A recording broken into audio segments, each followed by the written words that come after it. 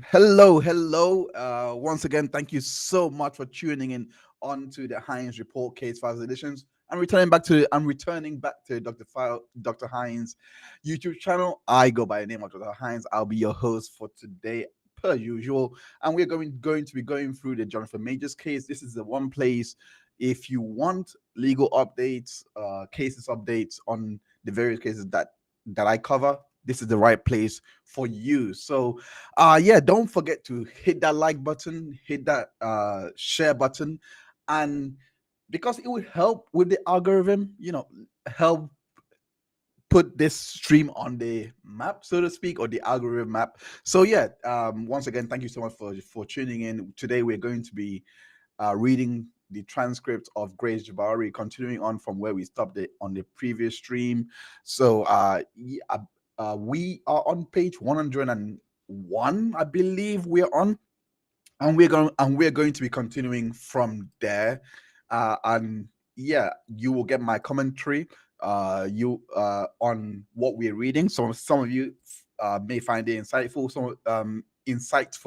some of you may be like, oh, this guy is trying absolute BS. However you're feeling, let me know in the comment section. And of course, don't forget to hit that subscribe button if you do like the content that we're throwing up here, the live streams that we're doing. Make sure that you hit the subscribe button. But yeah, most importantly, let me know how you're feeling. You can check out the other videos on the channel that we have going on, the other live streams that we do on the channel.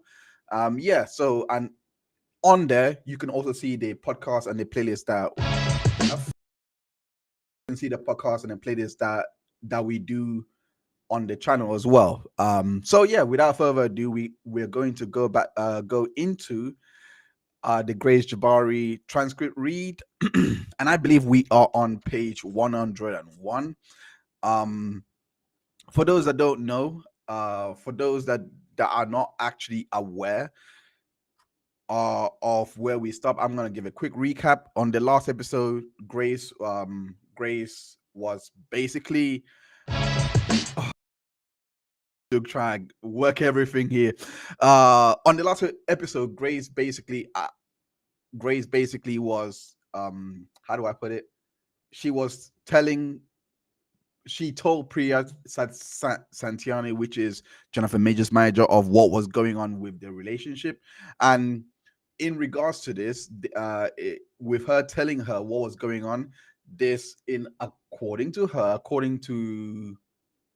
Grace Jabbari, was making Jonathan a bit more standoffish.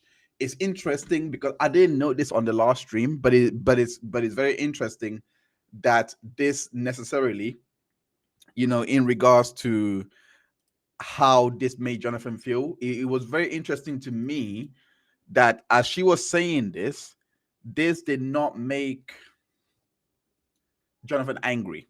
I did not. You guys were watching it with me. She did not say that he was angry with her or anything like that. He was just standoffish and just very. So as I said, some of the things that she's saying does have a layer of truth in it, like like the button thing, that does have a layer of truth. And how he felt, obviously we don't know what he actually did say, so we don't actually know exactly what he was telling her, but I would believe that more than what she was saying earlier in the relationship, like for example, for instance, the June incident, where she said that he was angry with her and all of those things, when in regards to the dogs and the dogs that he had living with him, and how Grace was approaching it, you know things like that. That part I may not believe her. The other incident in regards to, I believe, September 19th, where Jonathan had knocked candles over, as he claimed, but Grace made it sound like he was smashing her on the floor, and she had to get away. Of course, we went through that stream, and I was basically showing you how that wouldn't be possible, because one minute she's saying that she had ran into the closet, etc., and the next minute she's saying that she hasn't even left that, and the next minute she's saying that she was in the closet as he was smashing it, which doesn't, to me, is not congruent. It's not consistent. So I'm gonna go to chat. Hello, Solo Dove. Thank you so much for tuning in today, and let like I said earlier, let me know how you are feeling in regards to um my commentary, or just how you're feeling about the transcripts that we are going through right now. So we're gonna do a little bit of recap starting from page 98. Page 98, because we did stop at page 101. So yeah, so we're gonna start right here. Is that the card that you were with the whole night? So just to set the scenery, this is March 24th. March 24th, a day before, no, a day, because the police arrived on the 25th of December. So the incident occurred on the 24th, most likely 11 p.m. That the incident occurred. It didn't occur on the 25th. So the 24th, this was what was going on. So when it says, is that a car that you were with the whole night? Grace says yes. The prosecutor, which would be Galloway, says, what was the mood like once you entered the vehicle? It wasn't very pleasant. So this, like I said, this was in reference to the doing of the button, and she said that she done it up, and and Majors wasn't happy. But as we saw in the video that was posted yesterday, I'll post it again just for reference. Let me just go and find it once more. Just post it again for reference. Bear with me. You're a victim. But yeah, as we are doing that, thank you everyone once again for tuning in onto the stream. So this is the video in question. So right here, yes, as you can see, her breast was out a little bit. Jonathan tells her to do it up, and she did do it up, but she pulls it down again. So to me, again, she says it's because he told her to just pull up, but I feel like he was just giving her advice and she didn't really have to follow.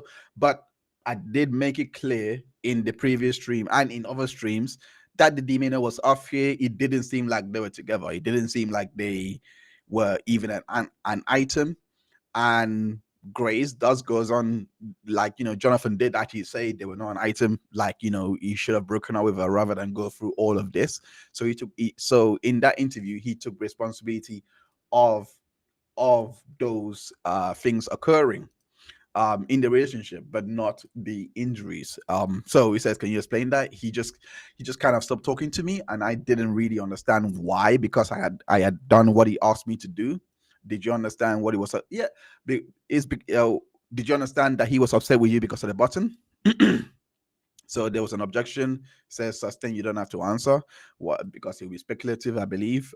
Why do you believe the defendant was upset with you? Well, I was unsure. I understood that it triggered. Overall, she was, she's speaking from experience. So he says, so yeah, I knew that the only action that happened between getting in the lift, the elevator, and walking through the car, that he had commented on that. But I done what he had said, so I was unsure as to why I put him in the mood. Solo Dove says they look like work friends. I agree with you, because I mean, to be quite fair, they actually were work friends, because they did meet on the set of Ant-Man. But that doesn't is neither here or there, because what she's essentially trying to say is that Jonathan what she's essentially trying to say is that Jonathan was basically, how do we put it, he was just being unreasonable. Let me put it like that, being unreasonable, controlling how she's dressing, doing all those things.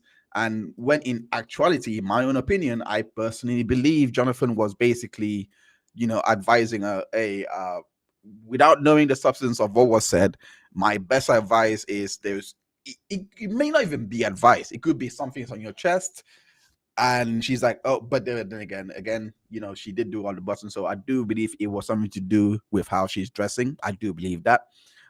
So let me just stop playing devil's advocacy. That was most likely the thing, but even with that being said, like I said, she done it back down again. We all saw the video. She done it back down again, all those things. So if this is someone who is trying to, and like I said in the previous stream, if this is someone that is trying to appease her man, make sure that she doesn't get on his nerves or do anything like that, it would be weird to see her do the button back up again. Sorry, back down again. You know, because we saw her do that. We literally saw her do that.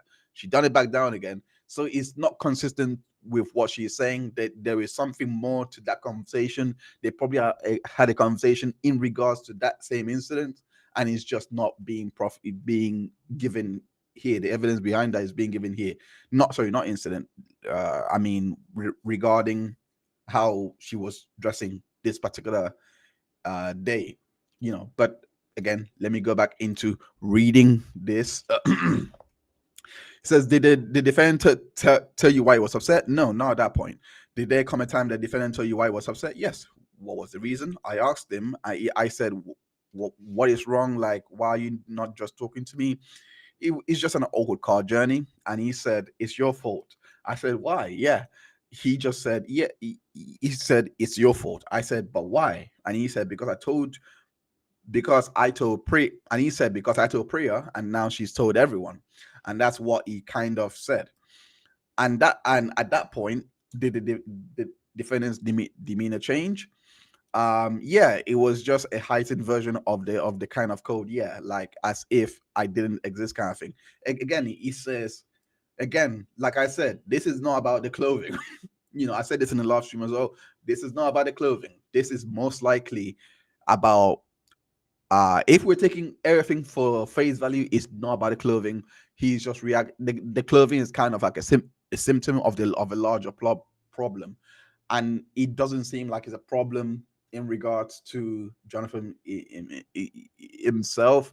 Is the larger problem would be her behaviors and what she does with the relationship that Jonathan does not like. That's what it appears like to me, based on what I'm reading here. But she's minimizing so much of her actions. I said this so many times that I don't know what the truth is, because every little thing that she has brought up so far, it just seems to me that there's more to the story. Was the defendant shouting at you? No. So how do you know he was angry? It was quite clear. He goes from very sweet, loving, affectionate to feeling like he hates it, kind of. So you just know. Based on this response, I feel like she's just bringing up the past, because how does someone think of it? They are in the car in this particular moment. How does he now become sweet and loving without you sharing that? And how does he then go off to being angry? It's not making sense based on what she is presenting here, but she's now drawing from the past and bringing it in here. So that's why I kept saying before in the previous streams, it seems like she was allegedly coached or allegedly advised on what to say to make it favorable to the idea that there was a pattern of abuse going on. Let me just say hi to the chat really quickly. She was never a girlfriend. Look at the way he is with Megan. Solo Duff. Yes, I mean, yeah, I agree with you. I don't know much. I do think him and Megan were kind of like February. If I'm not mistaken, they probably start dating or something. If I was to speculate, around February, I do think if the Cleopatra trip thing was actually a thing, you know, it's more likely he was probably, if Cleopatra was not a close friend. Again, speculating. If he was not a close friend, it's more likely than not that Cleopatra was his fling or friends with benefits, and Megan came in like as this relationship was ending. So well, not ending, but to her ending. But I already in my head seeing all what she's saying here, it seems like this relationship had ended in September, in my opinion, and it was just an in and out kind of thing where she felt it was going to improve, or there was going to be more. That's what I personally think based on what I've read from her so far. The Kettle Black Talk Show. Hey, hey, welcome to the channel. You seem like a new viewer, so a new viewer. So do thank you so much for your comment. She was a girlfriend. Yes, Megan. No, not Megan. Um, Grace was a girlfriend at a point. So yeah, Flavio Souza, she was an embarrassment for him, especially when she was drunk. That's why he didn't want to Sundance. Absolutely.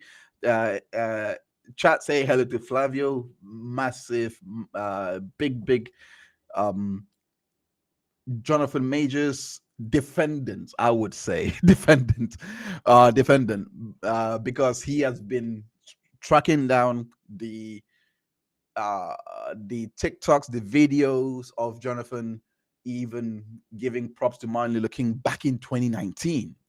Because people are saying that he's just saying this, I'm just using this to control Grace, etc. No, he actually looks up to Martin Luther King and all those and all the people that he mentioned in that audio tape. And Flavio found that, on top of bringing everyone together. Like, when I say everyone, I mean people like Danny and I, Dre Mac, and a lot of people that I've had on the channel. He was largely behind the scenes, behind that messaging, and speaking to everyone. So again, Flavio, always welcome here. Thank you so much for your your comments. The great Laura B. Hi, welcome to the chat. Solidar says they were on and off. Yes, they were. The Curl Black Show is cheating, and she was a live in a living is more of an embarrassment. Is cheating, and she was a living is more of an embarrassment. I do agree. I don't actually agree with your next point here. He says Megan is covered to get back into Black women's graces. I don't believe that. I do think I'm going to disagree on this one, because I do think, based on what he said in regards to him stepping out, that's very key. I do think he was like transitioning to another girlfriend. Um, and I do think he was on and off with somebody else, probably called Cleopatra. Again, I don't know this guy's personal life, but I do find that he's not using Megan as a prop, as people are saying. I don't think he's using Megan like that. I do really believe there is something serious and real there, and it's just now coming out because of the fact that he is going through all of this. But I do believe he has been seeing her way before, and now they're just getting serious, and they're just not gonna let Grace, ruin what they think to be real. I don't. Maybe he is using. Maybe he is, using Megan. Maybe he is. I have no idea.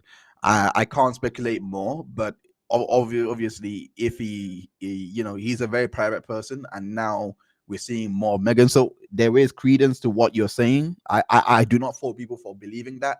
I just personally believe that would be more of a stretch, because I've heard some really crazy theories about how celebrities have contracts with each other to show an on-screen, not on-screen, but fabricate a relationship. I've seen takes like that, which, fair enough, that could happen. But for me, the simplest explanation is always the truest one, and the simplest explanation is he was likely seeing Megan as he was moving from Grace Jabbari. It's based on what Grace is saying, and based on even why they broke up, because it was all over him getting a text. I don't think that was from Megan. I just think it was from the other girls he was seeing, based on this happening on March 24th, and then him and Megan even coming out in May. That was in May, by the way, not in April. It was in May. So it will be a massive stretch that Megan wasn't in the middle of that somehow. You know what I'm trying to say? It wasn't part of that love triangle. But everyone is welcome to your opinions. I welcome it here. Do continue commenting in the in the chat. Your opinions are always valid, you know. So yeah. It says Solo Dove says, but wasn't there Texas saying awkward relationship with sister? I'll get to that.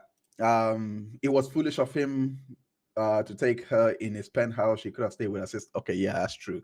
Okay, I that's the context of what they're saying. So we're gonna go back into the read. We are on page 100. So it goes. So Grace Jabbari says, she was asked, "What did you do in response?" This was in regards to, the coldness, etc. She was like, "I was quite taken aback that it was that why he was upset. That's why he was upset. So I sent him a text saying that I didn't agree that she should have told." Okay, I'll stop you there. So by the time you arrived at the play, did the defendant's demeanor change? So she sent him a text in the car. Okay, slightly, yeah. He became a bit more like his performance mode, in public. There was people he knew in there. How long was the car ride between Chelsea and the Brooklyn Academy of Music, BAM for short? Around 30 minutes. And you said he was in performance mode. Can you explain for the members of the jury what that means? Yeah, I guess just like knowing what that he was being seen in the moment by peers or just public.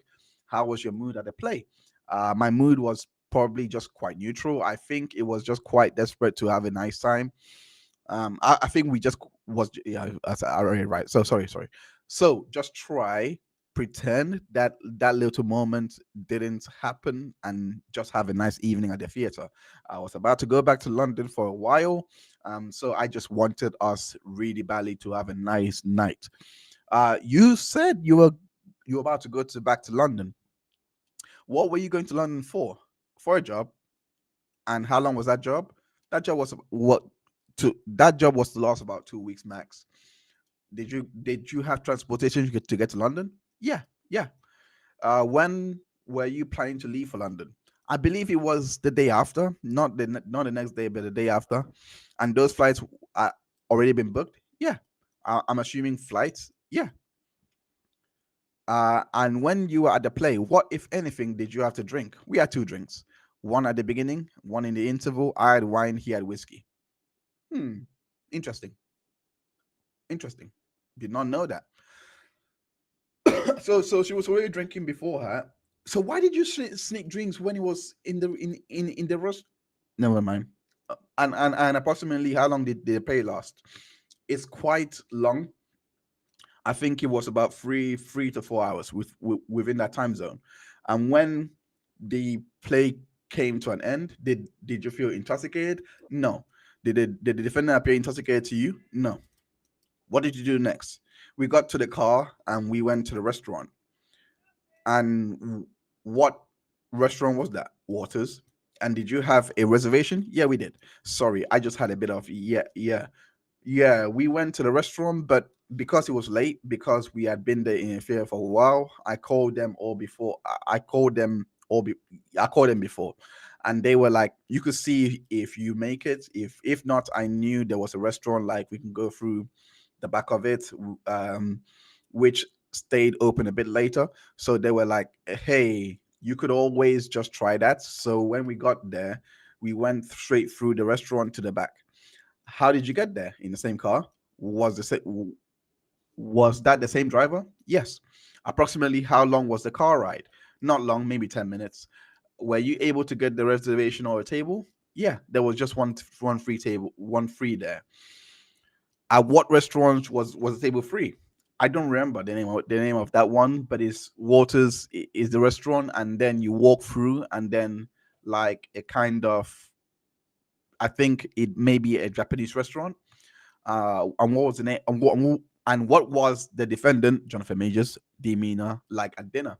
He was back to the kind of state he was in the car, kind of quite cold, tight. Yeah, he was saying how I shouldn't have told. All right, that's sustained. So objection for hearsay, maybe. How do you know that the defendant was acting cold? Just the kind of level of conversation, his demeanor physically just a bit tighter. Yeah, there was no like touching or looking at me at all. Yeah, he's broken up with you at this point. I think if I was to aggregate, everything he said in that interview, take it as truth, like I'm taking this one as truth. Everything she's telling me, everything he's saying in the interview, he is 100% thinking of at this point how to break up with her. She did not describe what they were at the theater, because if she did and said this behavior was consistent to how it was at the theater, then yeah, I'm more convinced. But if he was loving at the theater and all of that, then this guy is a borderline sociopath that just allegedly. But from what is reading to me, from what she said in the car about the prayer thing, and then this goes to here, he's done. I think he's done, and I think he saw that as the ultimate betrayal. If I'm taking this as truth, and I'm taking what he said as truth and everything, that's what is screaming at me. So moving on. And approximately, how long have you been dating on March 24th? Coming up to 2 years in August. I don't know why I don't believe that, but continuing. What, if anything, did the defendant say at dinner? He was saying that because of the conversation I had, that he was going to kill him.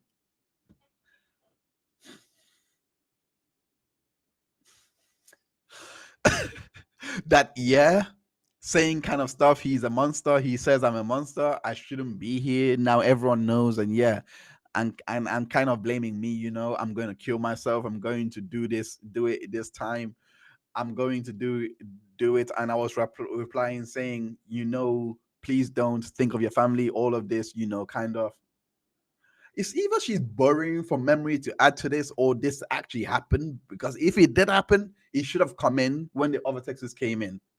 I don't know. I think it would have been really material to proving if this were Texas. But I don't know. This part seems really unlikely to be true, in my opinion. I don't know how you can just switch to that mode. But we will see what she says. Have you had similar conversations previously? Yes. And what did you reply to the defendant? I just asked him to kind of just take a deep breath and know that's not what should be the option here. The option here should be getting help, not like this extreme kind of killing yourself. It's not. Yeah, I knew it's hard to. Guys, let me know in the chat. Please let me know in the chat. Is there a possibility? You know what happened afterwards, the car incident. If this guy was thinking of killing himself and saying this to her at the restaurant, what are the odds that she would chase him down the street like that? Like, I mean, or even react the way she did in regards to the text messages that he received. Barry, let me know what you think. But also, I just want to say, if this is why Priya brought in the messages about the ex-boyfriend that did kill himself, this makes it understandable. Because if, like I said, if she's minimizing her behaviors, I'm not saying it's right, by the way, what Priya did, or I'm not saying it's right or wrong. I'm just saying, based on what she's volunteering here, and if Priya is going to the defense of you are a bad girlfriend who is just weaponizing his, because that was the kind of body of her defense. If that was what she was trying to say or trying to argue, then this would make sense. Because, well, is it possible that it's your behavior that is pushing him to say all these things? Because your ex did kill himself, right? I mean, if that would make sense to me. My response, this is Grace Jabbari speaking, saying my response was that I shouldn't do it, and there's other ways. Okay, we went through that. That there is other ways to deal with these feelings that he is feeling and his behaviors. There are other ways to fix this, and that shouldn't be that. You're precious and loved, and yeah. How did the defendant threaten to commit suicide impact your dinner? It almost felt like every time he said it, it was going into this kind of wound, the same wound, just feeling like I didn't even know why you're feeling like this because you didn't tell me. And this whole thing, this conversation tonight, it's all about the fact I was just asking for help, and it's causing you to feel like this.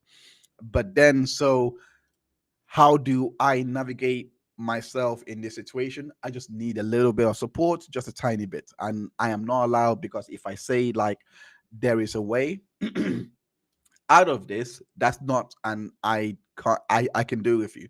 And it's, I'm going to kill myself. So then it felt like I'm not allowed to bring it up. So we have to it stay in this place of where it is, which is not, I felt fear in in those moments as opposed to love and safety in all other moments surrounding it. When so the DA asked, when you're comforted the defendant, how did the defendant respond?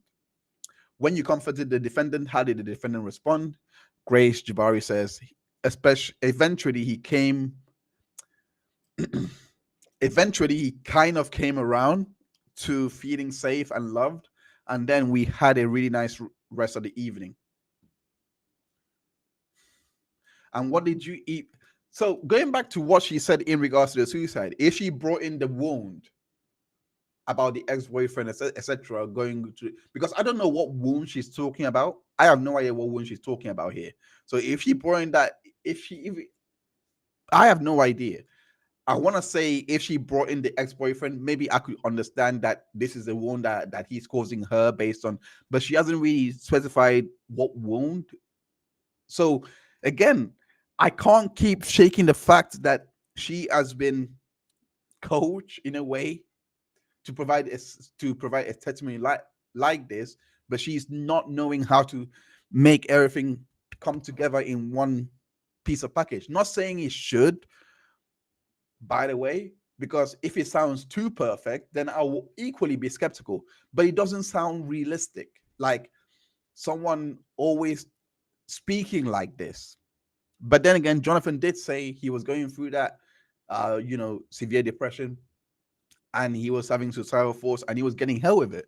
So if she's offering this memory against him, and this was something he was getting help with, again, it's not looking good for her. But at the same time, I can see why she would offer this for defense, sorry, for the prosecution, because as a testimony, because again, it's just, at least to me, it would show that instability that she was talking about in the as the relationship gone on, though it sounded unrealistic at times, in my opinion. What if anything what if anything did you have to drink?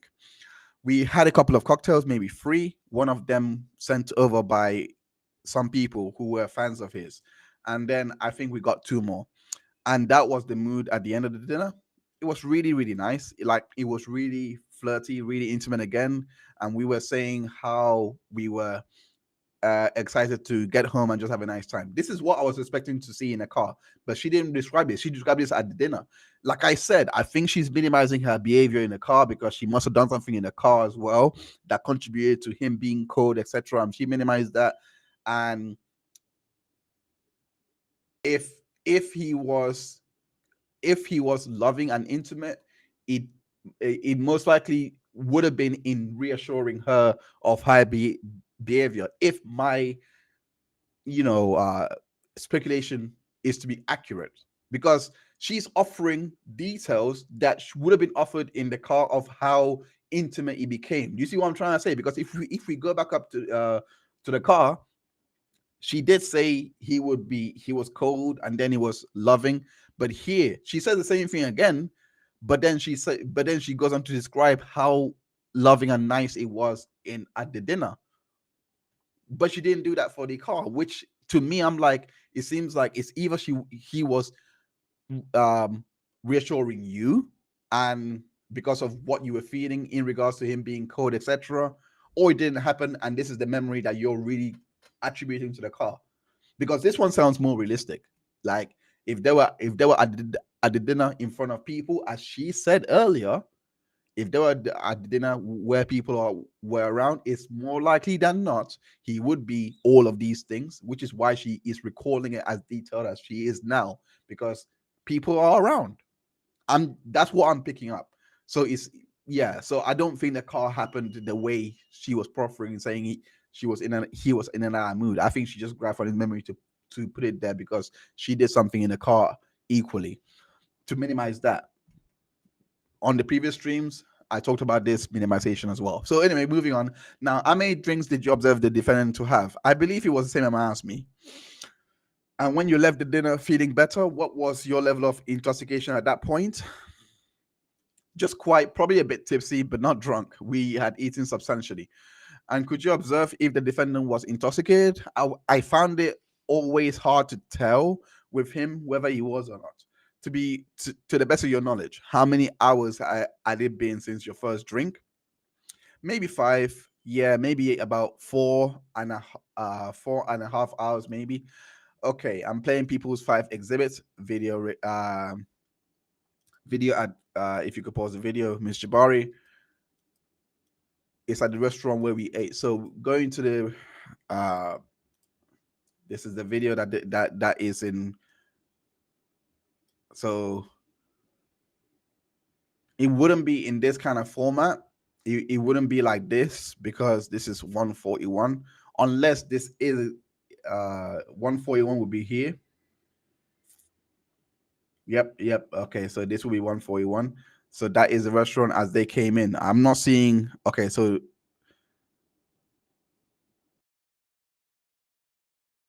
again, look at. I'm going back here for a reason. Okay, sorry, no, going forward. I'm going back here for a reason because damn it, sorry, it's hard to control this. Okay, she does her button up because I want to go back to that dress reference that she was making. Again, I'm not seeing a whole lot of this intimacy that she was referring to. Maybe from her, maybe she was trying to get closer to her. But again, look at the top. I don't know what you did up then. I don't know. If Jonathan was really pissed about that, I don't know why, anyway, moving on. So Ms. Jabbari, where is that video surveillance from to the best of your knowledge? Yeah, I believe that's the restaurant which we ate. And do you remember where you were sitting? I can't make out how the door was. It was one of the back tables. I think maybe that table there, but I can't make out where the floor door is. Let the record reflect that the defendant, that Mr. Jabbari, pointed to a table on the far right. If you go back to it a little bit, far right. I don't know what they mean by that. So far right. Don't know. Probably here. Not sure. I'm guessing. Total guess game. So they play it to one. Pausing the video. So they play from 141 to 159. So I'm gonna do the same.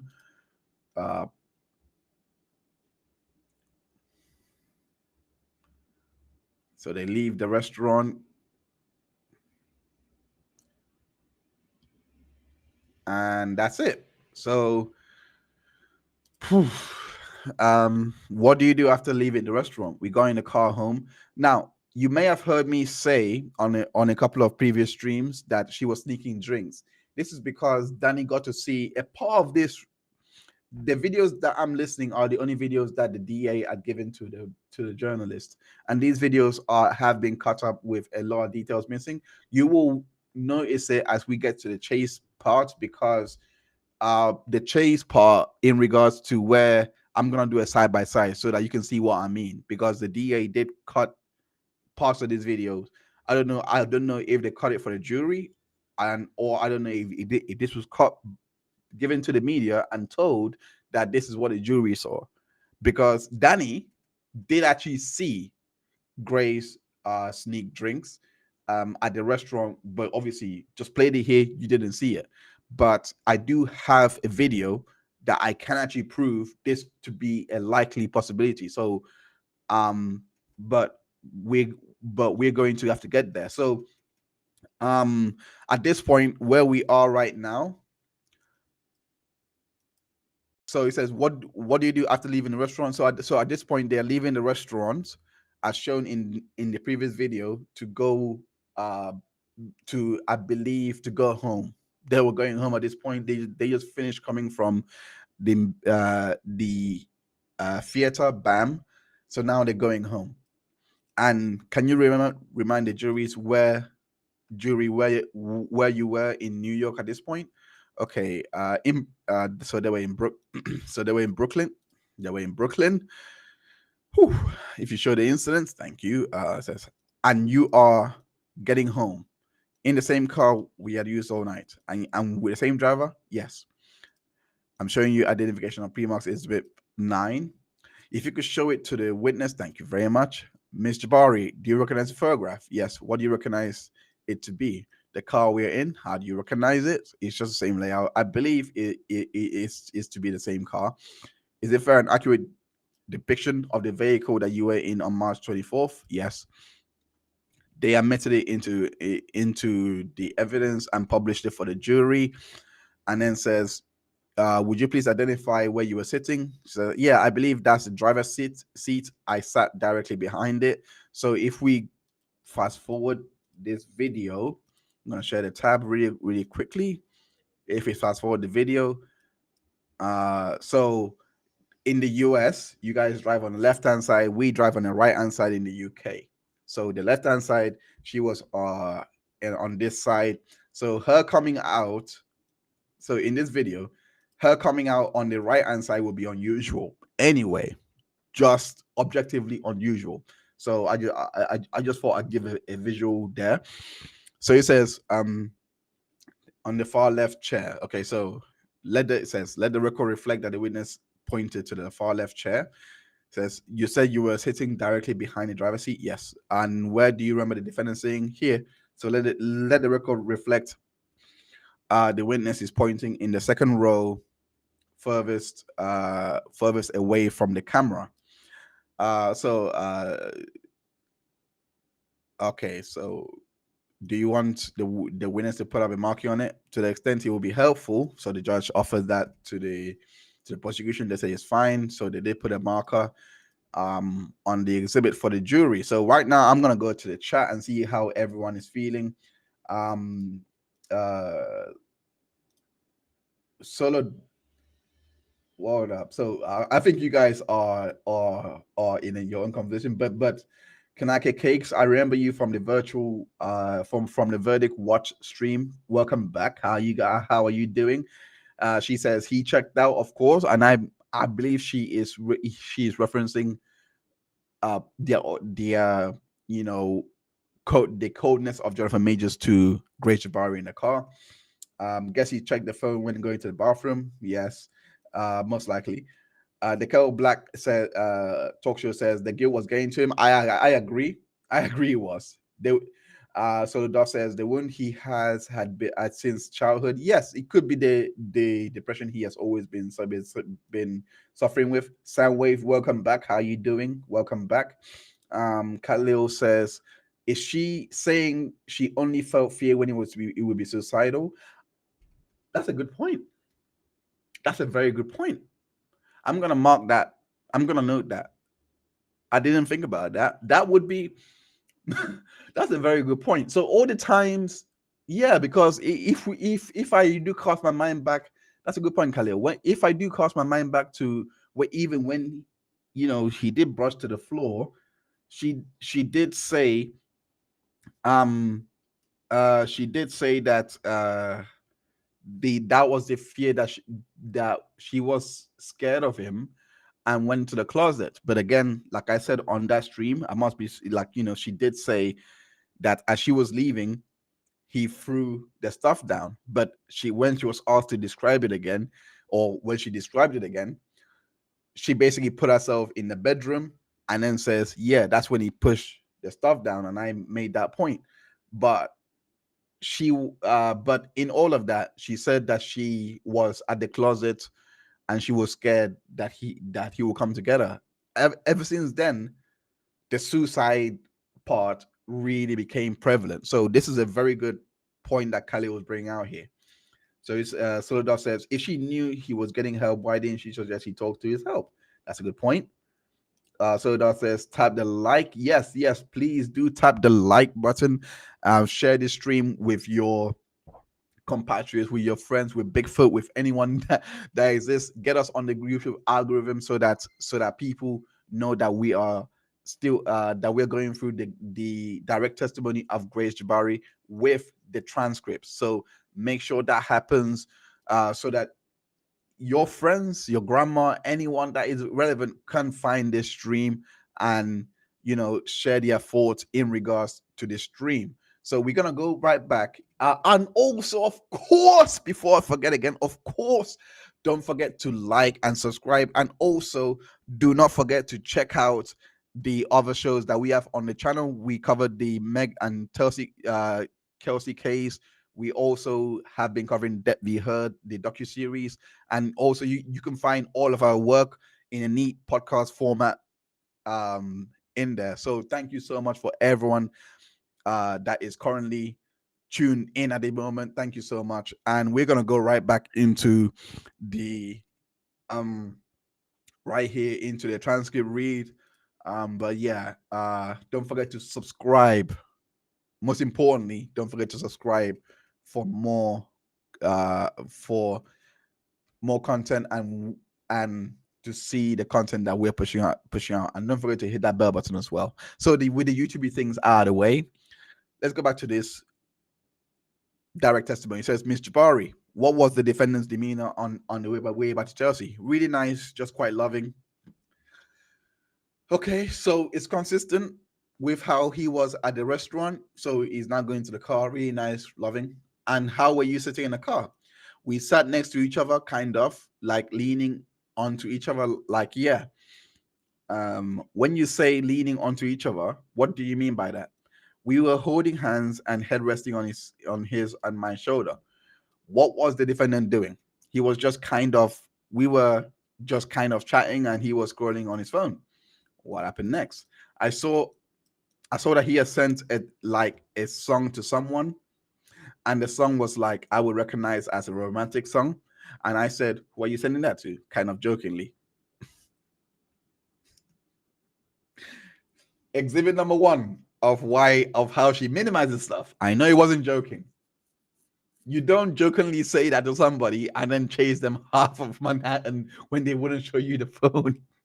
Now, it wasn't jokingly. So I'm going to use this as exhibit number 1 for minimization. Finally, I found the exhibit. For those that don't know why some of this stuff is surprising me, is because this is a code read. I have not had a chance to read this transcript and form any opinions. So what you're seeing here is my unfiltered thoughts as I'm making commentary coming out live. And then kind of in the next breath, a message popped up saying, oh, I wish I was kissing you right now, or something like that. Okay, when you were leaning onto the defendant's shoulder, were any lights in the vehicle? No. Was there any music playing? I can't recall. You said you saw him send a romantic song. Do you know what the song was? It was a D'Angelo song. I don't remember the one. I just remember the album cover. So this is proof that Jonathan did show her. I'll keep saying it's proof that Jonathan did show her the messages that she requested to show, because for one, it's not like he was trying to hide his phone from her from seeing the messages, because she clearly saw it to even know the substance of the conversation. What did the defendant say in response to you asking him? Well, to the song, he was just like, didn't really say anything. And then when the message popped up, when he started saying, no, it's not what it looks like. I believe that. It's not what it looks like. I believe that. And I was like, I don't know how else that looks like. What? So I was taken aback. I believe everything she's saying here. Based on everything he said, I believe everything she's saying here. Like I said, when it's truthful, this is exhibit number 2. When it's truthful, well, actually, I think I established exhibit number 2 earlier, so this is just kind of bolstering it. But when it's truthful, she is very descriptive, very descriptive. And what was your tone of voice when you were asking? Loud. I was shocked. So, like, within all of our old relationship, by the way it's been, I never considered infidelity to be one of the things that was also happening. You did. So it was just like, what? So I was upset. I said, what is that? Like, and he was like, nothing. It's not what it seems. It's not what it seems. Really panicky. And I was like, objection, non-responsive, move. Okay, move on to okay, yeah.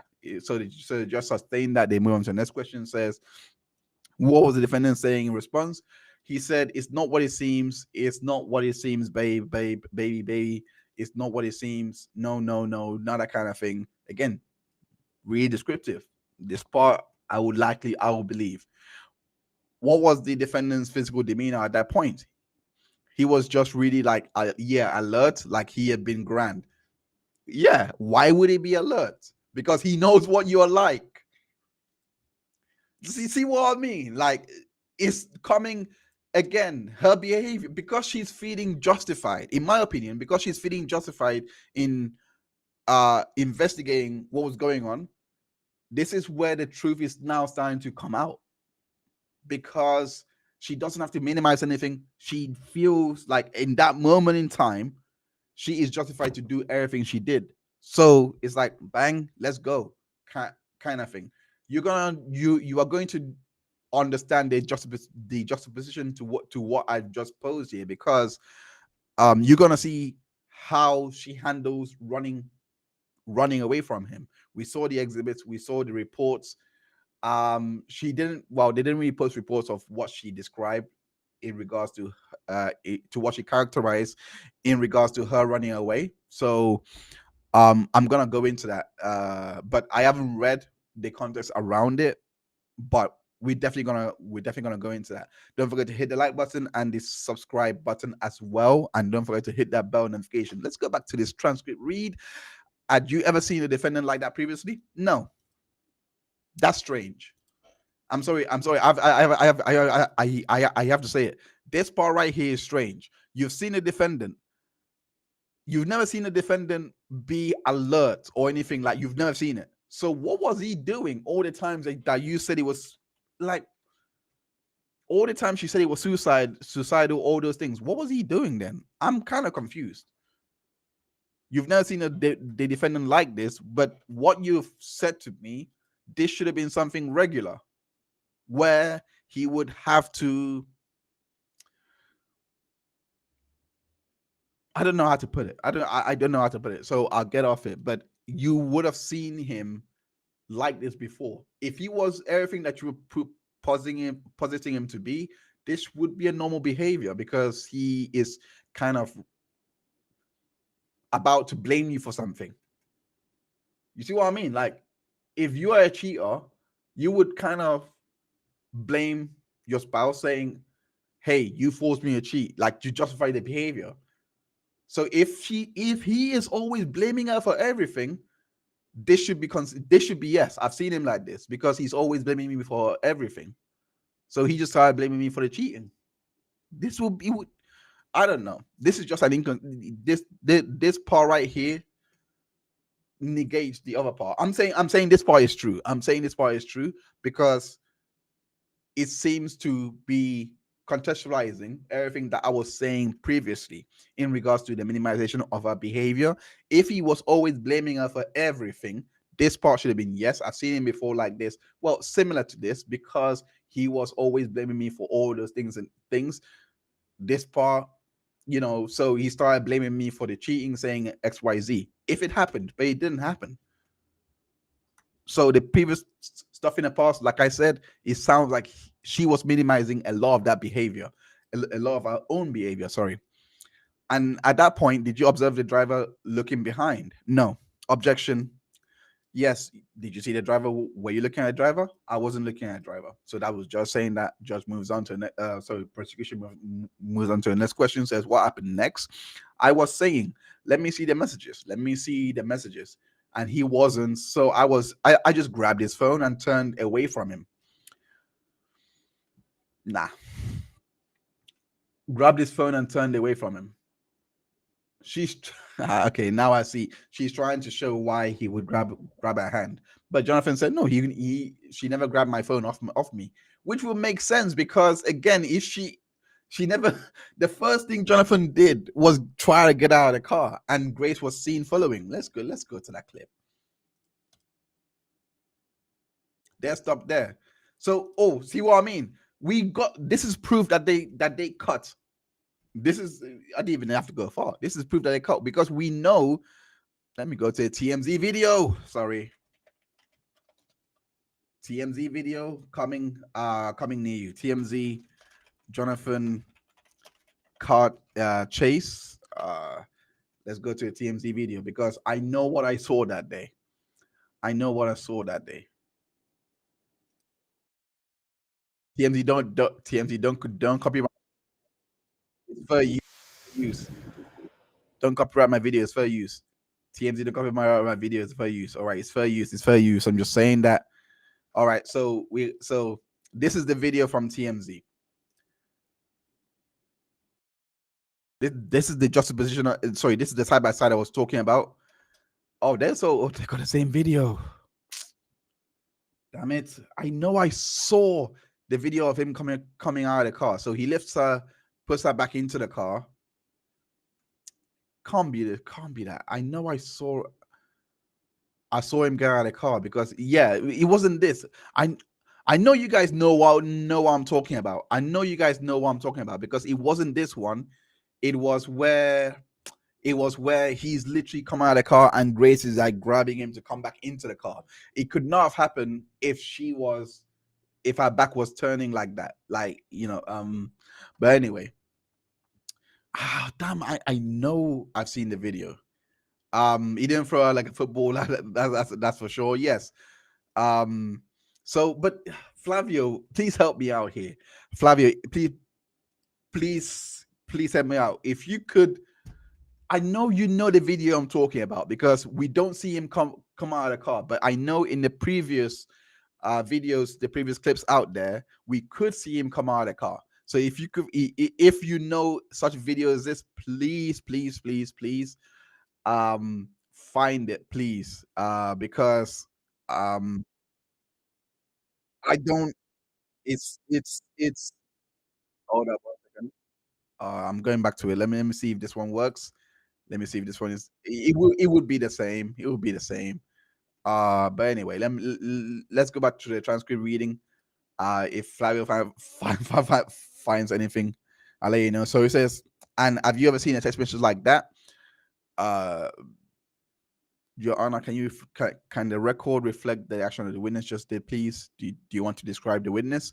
Let the record reflect that the witness moved towards her left and put her arms together. So continuing on. Down, facing down. Thank you, Your Honor. Have you ever seen a message like that on the defendant's phone? No, I never looked at his phone ever.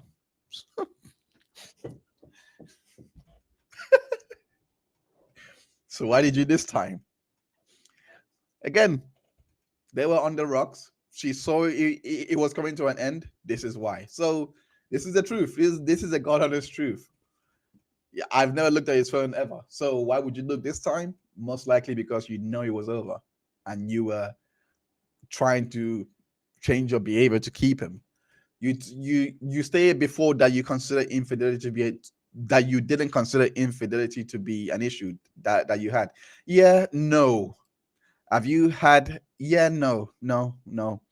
Have you had any arguments about infidelity before? No. There have been a few times when I had said like seen a photo with him and felt a kind of way, I say, oh, I don't know, that doesn't make me feel very nice, and he will say like, no, that's just in your head, that's your past issues, you could trust me, I love you, and so I just accepted it. So she did suspect it at one point. Bet you any money this is around December, around October to December. Bet you any money. If she was to give it a time frame, that would be a time. Do you remember what hand the defendant had the phone in? No, I don't recall. You said you took it. Do you remember how you took it? Yeah, I just really easily grabbed it. Like he wasn't expecting me to take it because he wasn't holding on to it too tight. She didn't get the phone. I could tell. She's explaining. She's basically, this is not describing, she's explaining how she's explaining it. And I know explaining sounds a bit simplified, but hear me out. When I say she's explaining it, like he wasn't expecting me to take it. No, from what I seen on the phone, from what I seen from the previous clip where you literally forced him back in the car, because again, remember, they got out of the car and they were standing outside.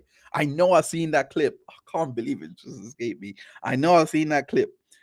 From that moment when they were outside in the car, he did not she did not get the phone. If you got the phone and had a good look at it, you would not try and get the phone again, because you've seen it. It would have, your thoughts would have been satisfied. So there would have been no chase.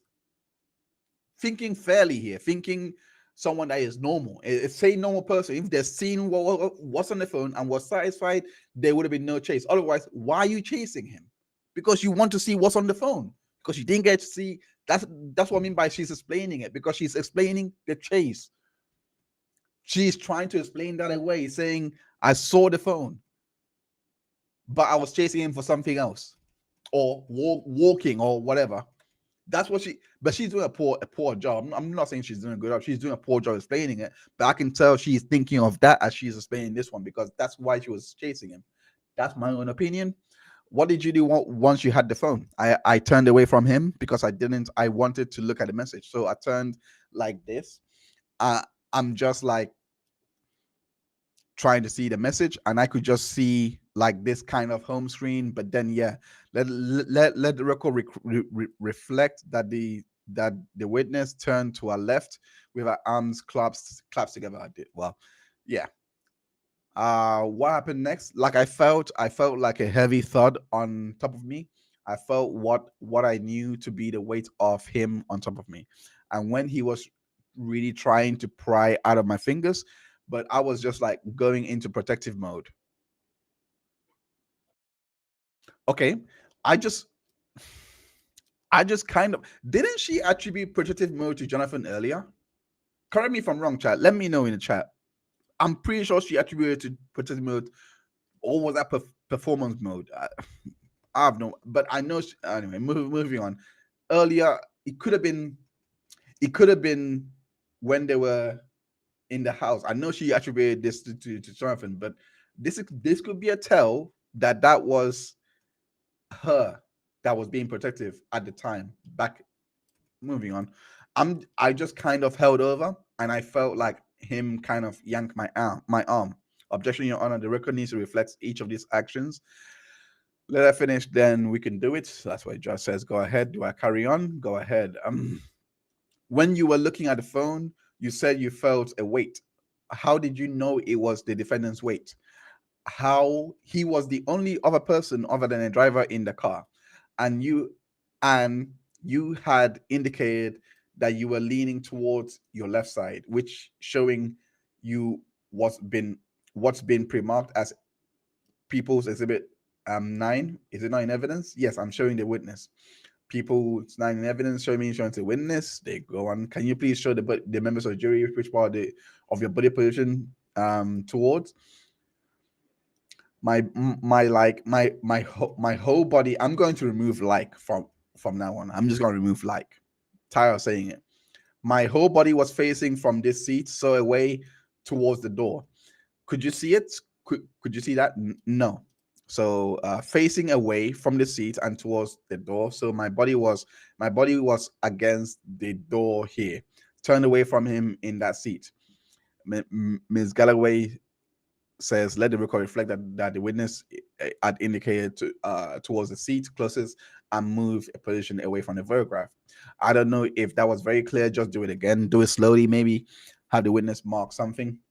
So they did that. Okay, Miss Jabbari, would you mind putting your finger where, or if you have a marker, that would be great. Would you mind putting an X where you were sitting with your initials? Where we're sitting? Yes, thank you. Let the record reflect Ms. Jabbari is indicating the seat that is closest in the photograph. The court, sorry, that's the judge, says, what was the marking that was put on there? I can't see it. Judge didn't see it. It was circled with our initials. I just did my initials. All right, that's to indicate where she was sitting. Yes, Your Honor. Now that we've indicated where you were sitting, Ms. Jabbari, if you could state if you were facing towards the right or the left, towards the left. Okay, let the record reflect the witness has made an indication towards her left, and you stated you were holding onto the defendant's. You were holding the defendant's phone. Do you remember which hand was holding the phone? Yeah, like kind of both hands, like a bit like this. Okay, yeah, kind of both hands, a bit like this, just kind of grabbing it. Let the record reflect the witness had moved to her and put our hands clasping together. So really easily, if I'm doing, but she can't remember which hand she used. This is how you naturally would do it. Like as she is describing, like that. But she can't remember which hand she grabbed it with. That's why I said she didn't grab it. That's why I said it. Because remember, she said, I can't remember which hand. But you remember putting it both hands. No, because you're putting both hands because that's what you normally use to text. And I believe that. I actually do believe she normally uses both hands to text, or because it's quite normal. But the fact that she can't remember what would be an easy move because she is right-handed. I do. Yeah, well, I believe she's right-handed. Let me put it like that. Based on every action that she's saying, based on the gestures that Jonathan was doing to her face, based on the injury marks from, she's right-handed. So, moving on. Towards her chest. Okay, so he says, what part of our body are the hands clasped together? Towards her chest. Thank you. After you said you felt the weight, what happened next? He was trying to pry the phone out of my hands, and then that wasn't successful. He put my head, my arm, and my hand behind my back. Let the record reflect the witness put her right arm behind her back. When you said he was trying to pry the phone out of your hands, can you explain for the members of the jury what you mean by pry? Just like, it's going to be difficult. I'm not going to say like for this whole stream. I'm going to try not to say like. If I'm successful, I don't know. I'll do a compilation or something. Okay. Just really trying to let go of the object I was holding. So yeah, I was like, damn it, I already failed this challenge. All right, Heinz, stop saying like challenge. Let's go. Okay, so yeah, peeling it away as much as he could. What hand was he peeling away? It felt like both, but ultimate. But no, like it's supposed to go there anyway. But ultimately, my right hand, because I kind of let go and then he had it behind my back. When he had your right hand behind your back, which hand was holding the phone, if any? The left hand. You see what I mean? Like this is really giving a lot of credence to the fact that she was given instructions on how to craft this testimony. She can't remember which hand she took the phone, but she remembers the phone being in the left hand. Wow. I'm sorry, but you taking the phone and you knowing that you took the phone, you will remember which hand. I instinctively, it's my right hand because I'm right-handed. That's my instinct. You use your dominant hand to get an object that you want to get from someone with force. My instincts went for my right. I'm right-handed. So how does she not remember? This is why this part is made up, because obviously it will make sense if your right hand is being like this, then yeah, logically you will be on your left hand. Like I said, she's trying to explain why she was chasing him, and she's doing a poor job because I think she chased him because she wants to see what's on the phone. She kept saying that. I've seen the tweets from Kat. I've seen the report. I've seen the tweets from Kat, who was tweeting this.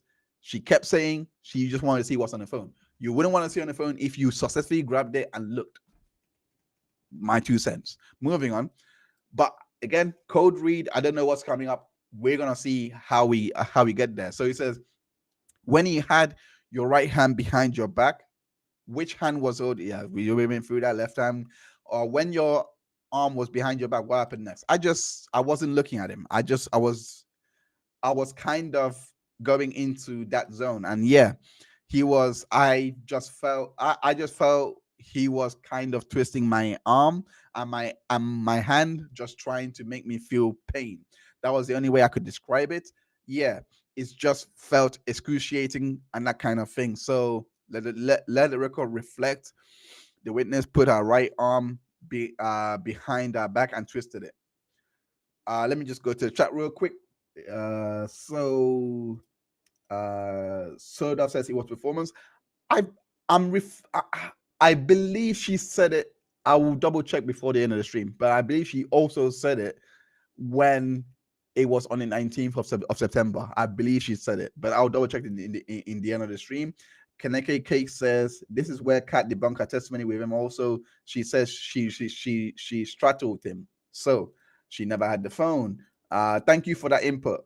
Jamia Solomon says, nah, in the interview, he said she grabbed it, but he got it back quick. So there might be some truth to what he said. Hey, you've seen the full 37 on Hulu. I will take your word for it. But the part that I did see on the extended cut, the 17 minutes one, he said that she had the phone. He never had it. So if you can provide a bit more context, Jamia, to what you're saying there, that'll be really helpful so that I can, clean up what I have said, because you have seen the full Hulu one as you have communicated in the comment section before the stream. So if you could give a bit more details around what he said there, that'll be so helpful. Thank you. Sana Deck says, "What's up, Heinz? What's up, Sana? As usual, love your profile picture." Yeah. Sana is in the UK, so big shout out to you, UK crew. Big up the UK. So going back to the transcript read, and before I do that, I just gotta do the YouTube things. Make sure you check out the channel and don't forget to subscribe to the channel. We have loads and loads of shows, and also loads of live streams that we do on the channel, and they're all collated in the podcast form right there. So make sure that you subscribe to the channel for more and more content. We currently are right now is a docuseries I have been working on, which is Depth v Heard, and go and check that out. It's the part 2C of a 5-part series that I'm working on. Part 4 is coming soon. We go through all the exhibits, all of the evidence in regards to this particular case, the transcripts, the testimonies, similar to what I'm doing like this, but it's not live stream. It's obviously pre-recorded, pre-edited, but you get to see the full picture of what happened in the relationships. I spoke with experts who basically saw the media storm. Like right now, Megan Fox is an investigative journalist. She saw how the media was reporting on the case post-trial. And I've compiled other videos to do with people that was on that day working for like TMZ for example. And I've also compiled Amber going to the police and choosing to basically press charges against Johnny, despite her saying that she never did that, but she went a week after. So many more much more content to put out onto the website, onto the channel. So do watch out for part 3 of That Be Heard, and docu-series that I'm releasing very soon. I am also doing the interviews as well, so releasing the interviews. So subscribe for more and more content. So we're gonna go right back to I'm gonna go right back to the transcript read. So it says, when he first peeled your fingers off the phone, did you experience any pain? Objection, leading, Your Honor. It is leading. Try not to lead. It says, when is the first time you felt pain?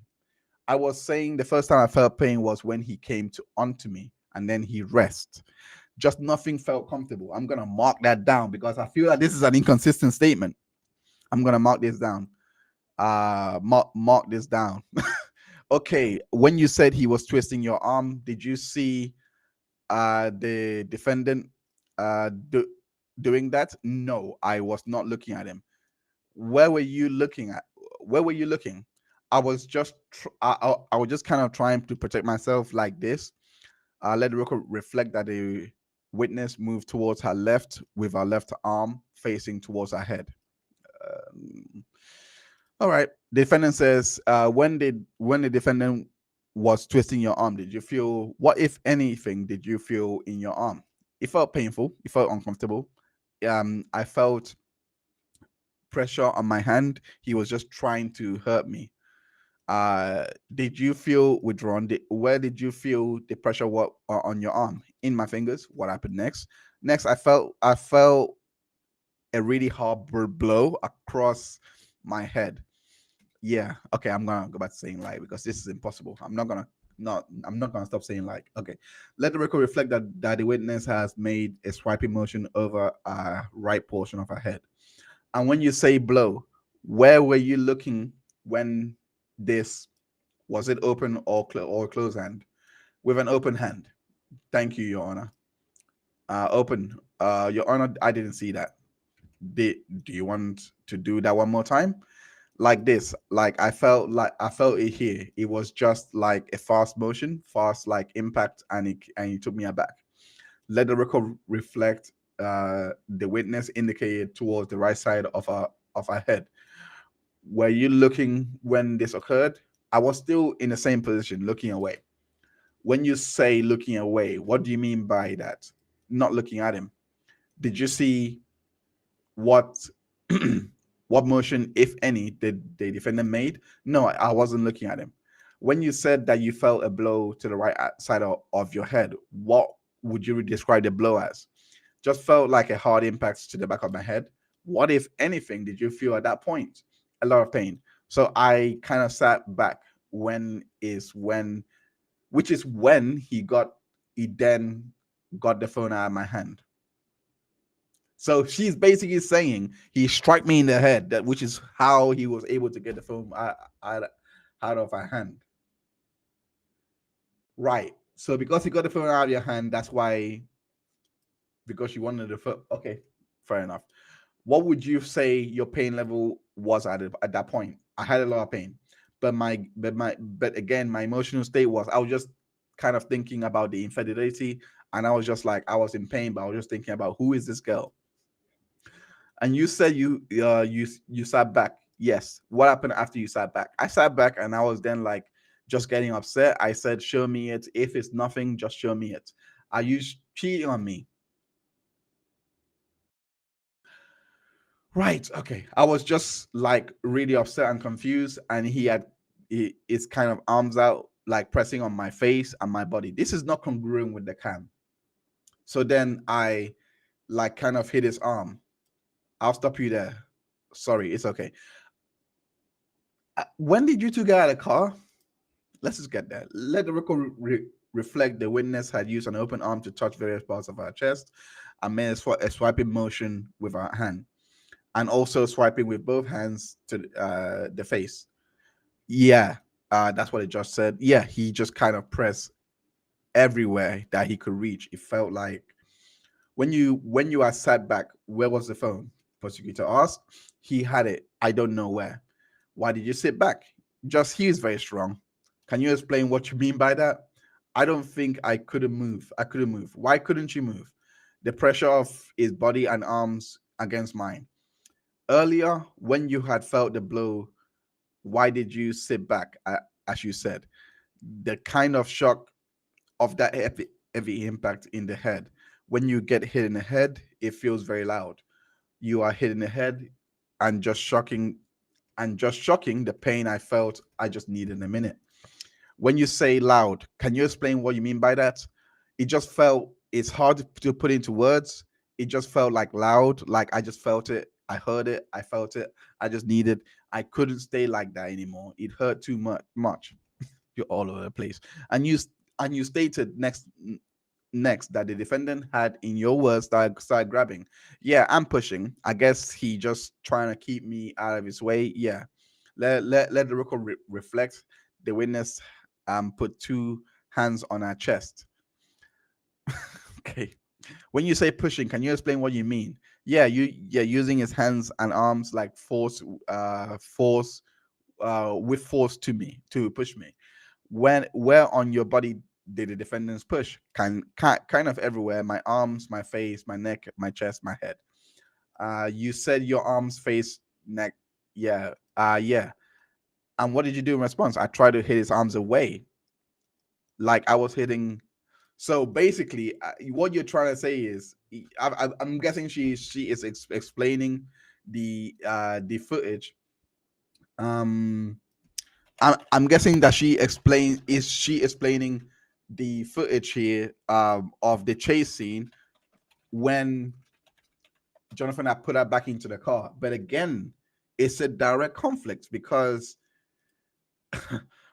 well, one thing is for certain, the reason why it's a direct conflict is because one thing is for certain, when Jonathan, all she's describing this is when they're in the car. This was before they even got out of the car, and then he lifted and pushed her back in. So it's not consistent because she is saying he grabbed the phone. For the actions that she's saying to even bear fruits or even have any merit, one thing has to happen. She's trying to get the phone back, but she's not saying that on top of her, basically, like he's basically after her at this point. So that's the part that is not sitting well with me in regards to all of this. So I'm gonna try and find. I can't find. Let me try and find. I think it should be here. One second.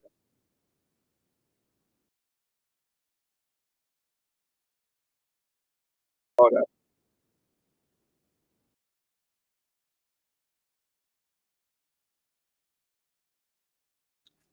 Whew. Right. Boom. Working the telephone. All right, almost there. This advert is almost done. So fair use, fair use, fair use, whatever. Okay, so I still the same thing. Damn it. Why do they all have this chopped up version? I know I saw it. I know I saw it because they got out of the car clearly. So I know I saw it somewhere. Someone please turn your FBI hats on. Let's go back to the transcript. It says, I tried to move my hand away. I was hitting like that. It says, let the record reflect that the witness used her left arm to make a hidden motion with an open hand. Excuse me, I don't think that record is accurate for what I just saw. What did you see? I saw the witness had one hand up and was moving her wrists so that her hand was doing a flicking. Why don't you do it again and let everybody say exactly what you were doing? The witness says, yeah, I mean, I didn't have a full range of motion because it was more as a response to the motion. So it was quite small, like movements like this to get him off me. Let the record reflect the witness used her left open hand to swipe forward repeatedly. Was it swipe downward 3 times? Yes, thank you. All right, go ahead. Where did you touch the defendant's body? It's like arms and his shoulders. Why did you do so? Just to get him off me. While you were doing that, where was the defendant? Sat on the chair. See what I mean? It's not congruent. That doesn't make any sense. But moving on and going back. So if he sat on the chair, it would make sense why he would get out of the car because he got his phone back now. What doesn't make sense is her going forward to grab her. I know I saw that. You know what? Let me go on my stream from the verdict stream because I know I saw it. I know it. Um, let me go on the verdict stream and try and find it there because I definitely have it. Bear with me, chat, for a few seconds. Verdict watch stream. Bear with me, chat. Okay, here it is. We were going through it. Okay, I don't know what we were using. It should be this one. Should be this one. Don't worry, it's on mute. It's on mute. Okay.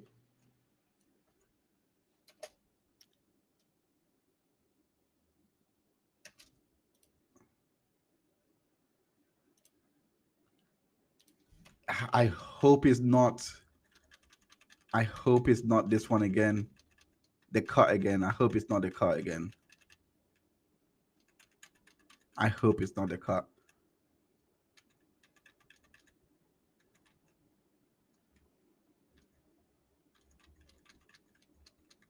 Guys, please tell me I'm not going crazy because I saw a video. Please tell me I'm not going crazy. Okay, so they have already got a car and chased, and he's chased. So it's probably the same thing. Ah, damn it. Please tell me I'm not going crazy here. Please. I'm begging you, I'm not going crazy. All right. So anyway, back onto the transcript reading of Grace Jabbari. So he goes on to say, and which hand did you use to grab the defense pan initially? It felt like it was both hands. You can't use both hands.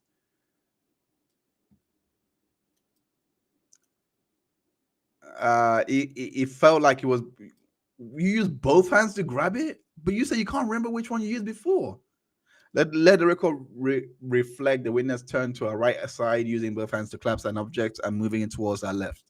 That no, I don't know. I don't believe that. I don't believe that. If he was, as she posited, if he was not expecting her to get the phone and he was unaware she got the phone successfully, you would not need both hands. One hand is enough because he wasn't expecting it. I don't know why you would need both. I know. Anyway, moving on. So indicated your honor was the question back to the one previously. Why didn't you object? It's been asked and answered directly. You know what? Let me go back to that because it's probably is here.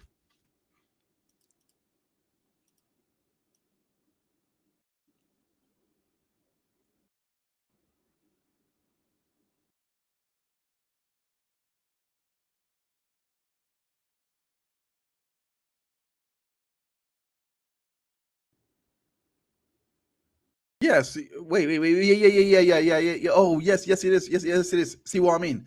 Oh, damn! I found it. Yes, thank you so much, little dove. So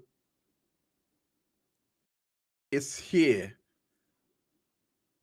Okay. So yeah. Wait, no. That's not it. I think I found it here. No, lift her up in the car. Nope, not that one.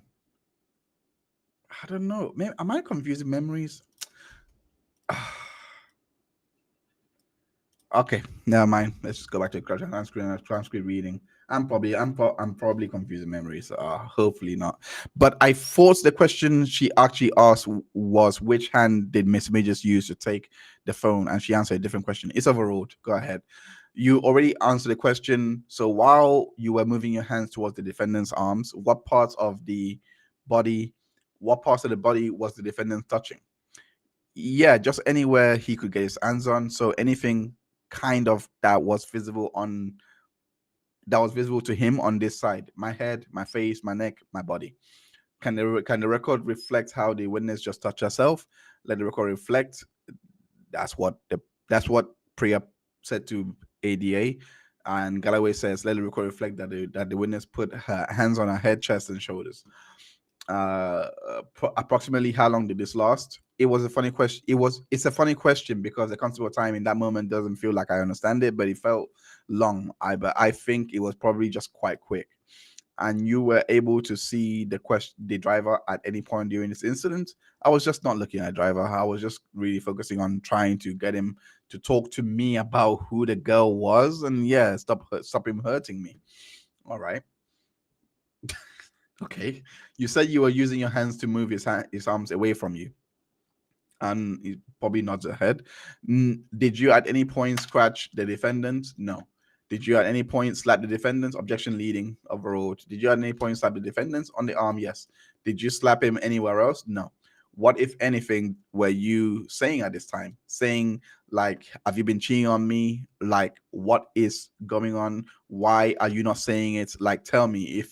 If it's nothing, then just show me. Talk to me. He was just not, he was like giving me nothing in terms of answers. When you say he was not, what, if anything, was the defendant saying? He actually, I don't recall him saying anything in that moment. What happened next? He ordered the driver to stop the car. What happened after he ordered the driver to stop the car? He got out of the car. What, if anything? So you're saying in all this time this happened, the driver was still driving, he stopped the car, and then he got out. What, if anything, happened once you got out of the car? He turned around and like just pushed me back into the car, basically. And did you know where you were when you got out of the car? I don't know why did the DA caught it, but never mind. Where did the driver stop the car? What location? Let me rephrase the question. Where did the street? Where in the street did the driver stop the car? Kind of nearest nearest the sidewalk, but I think it was on the sidewalk. At that point, when you had exited the vehicle, what if any pain were you feeling? I felt it's hard. I was just so in shock. Like I knew how it felt, and I knew the pain was there and existing, but I was I was so in shock, and there was, I guess, a lot of adrenaline moving through my body that I didn't give it a second thought. And people, is it 5? Let the record reflect the video star of 159. If you could pause here, one. So I'm guessing this is where they pause. So 159 is basically here. Oh wait, no, we said, oh, so this, see what I mean? It's a different exhibit. This is the one that Megan had.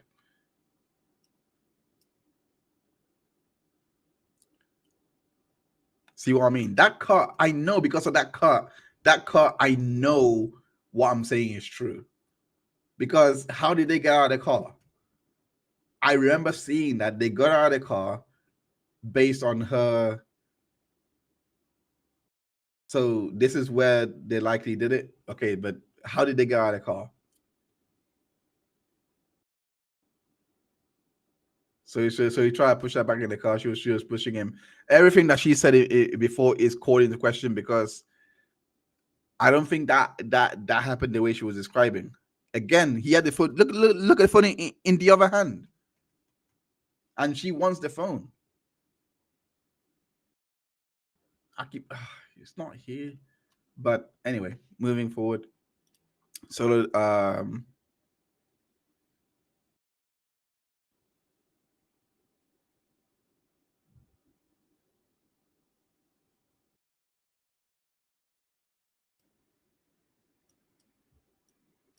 anyway, moving forward.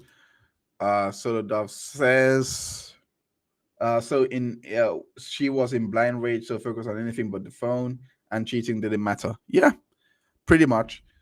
I don't believe what she says in regards to this phone. She didn't grab it. I don't think she grabbed it. But if what Solomon is saying is true, Jamia Solomon saying is true, that he did say she did grab it and she grabbed it back, then they could shoot for it. But I haven't seen a full Hulu one. From the one I did see, that wasn't the case. She said I had the phone. She never grabbed it, based on what I saw on the extended clip on the 17-minute. But I would love for someone to clear this all up. Moving forward, unless but I'll put it out there. Maybe I'm misremembering. All right, I'll put it out there.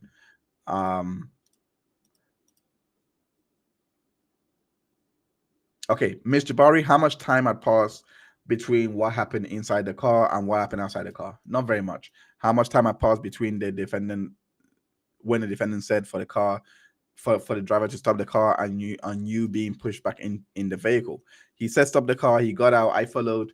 Yeah, not much. As soon as he stopped, it felt like he got out.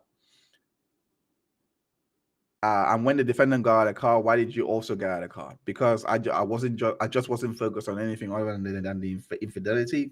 I was in such a shock over that, and that's kind of strangely the only thing I was thinking about. Yeah, it is strange. Why would you be thinking of that if this guy was slapping and doing all these things? Jamia Solomon is back. He basically says, "Yeah, sorry, I'm back." He said that she has seen the message, so he showed her. Yeah, that's exactly what I remember also in the extended clip, and then said said that she took it and he got it back, and then she started attacking him. Okay, all right, I'll take your word for it. That was not in the 17-minute clip.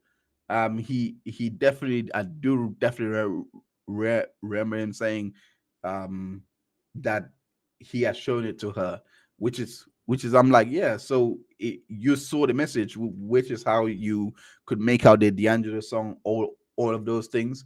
But if she took the phone and he took it back, then yeah, then there is truth to what she's saying. Right. Going back to all of this, can you break down when you got out of the car? The first thing that happened that you remember? Yeah, I just remember him turned around and trying to make me stay in the car. Basically, how did the defendant try to make you stay in the car? Can you explain that? Just trying to push me in there and like stay kind of just my body always felt like really light in his hands, so it just felt like just like that. He was just forcing me to stay in there. You must have been stronger, this adrenaline. If it was adrenaline, I would believe it, because the reason why I believe it is because the amount of trouble he had to put her back into the car, basically the amount of trouble that he had to basically do all of that, she must have some core, like I'm talking abdominal strength, because he was really unsuccessful keeping her at bay, because she just kept coming back like the Terminator. Uh, were your arms when where were your arms when the defendant was shoving you back inside the car? He was holding me with them. All right. Where were your arms at? I don't know, just like by my body. All right. What, if anything, did were you doing while the defendant was shoving you back into the vehicle? Objection, the characterization is been pushing and shoving. Let's say exactly what happened. All right. Okay. I was letting him do that. I never would fight back. We guys, we saw the video. She was fighting back, right? I can't be making that. I was like, that can't be made up. She was fighting back. Why are you saying you didn't fight back? You see what I mean by exhibit number 3, minimization. We saw with our own eyes. She was clearly fighting back. Like she had a lot of strength pushing him back. Anyway, okay. And at this point, what if anything was the defendant saying? I can't recall any words he was saying. Do you remember if you said anything at that point? No. And at this point that we had just watched on the video, what if any pain were you feeling? Yeah, again, I was aware of pain, but my head was just in the shock of everything. It wasn't registering, and I just really truly only thinking from my heart and that kind of pain of infidelity. So okay, so this guy is hitting you and doing all those things, and you felt nothing with the pain. So Duff says dancers have great core. Yes, they do. Hey, how can she say she wasn't fighting? Thank you. Thank you. Like things like this in terms of credibility and all that. If I was in the jury, I know, like I said, I'm just gonna let everyone know my bias. I do have a bias. I'm not gonna lie. I do think that the verdict was wrong, and I do think that she wasn't forthcoming about all the details, and she just wanted to basically have make Jonathan to make it seem like, she was injured in that altercation, say things that basically testify against him to fit what the prosecution was saying. But there is, like, I'm seeing the minimization and seeing in real time. It's shocking because in the video you can clearly see she was fighting back. You can see it. Now I'm going to go to the video one more time. You can basically see it. Like, look, like, forget the zoomed out, forget the zoom one.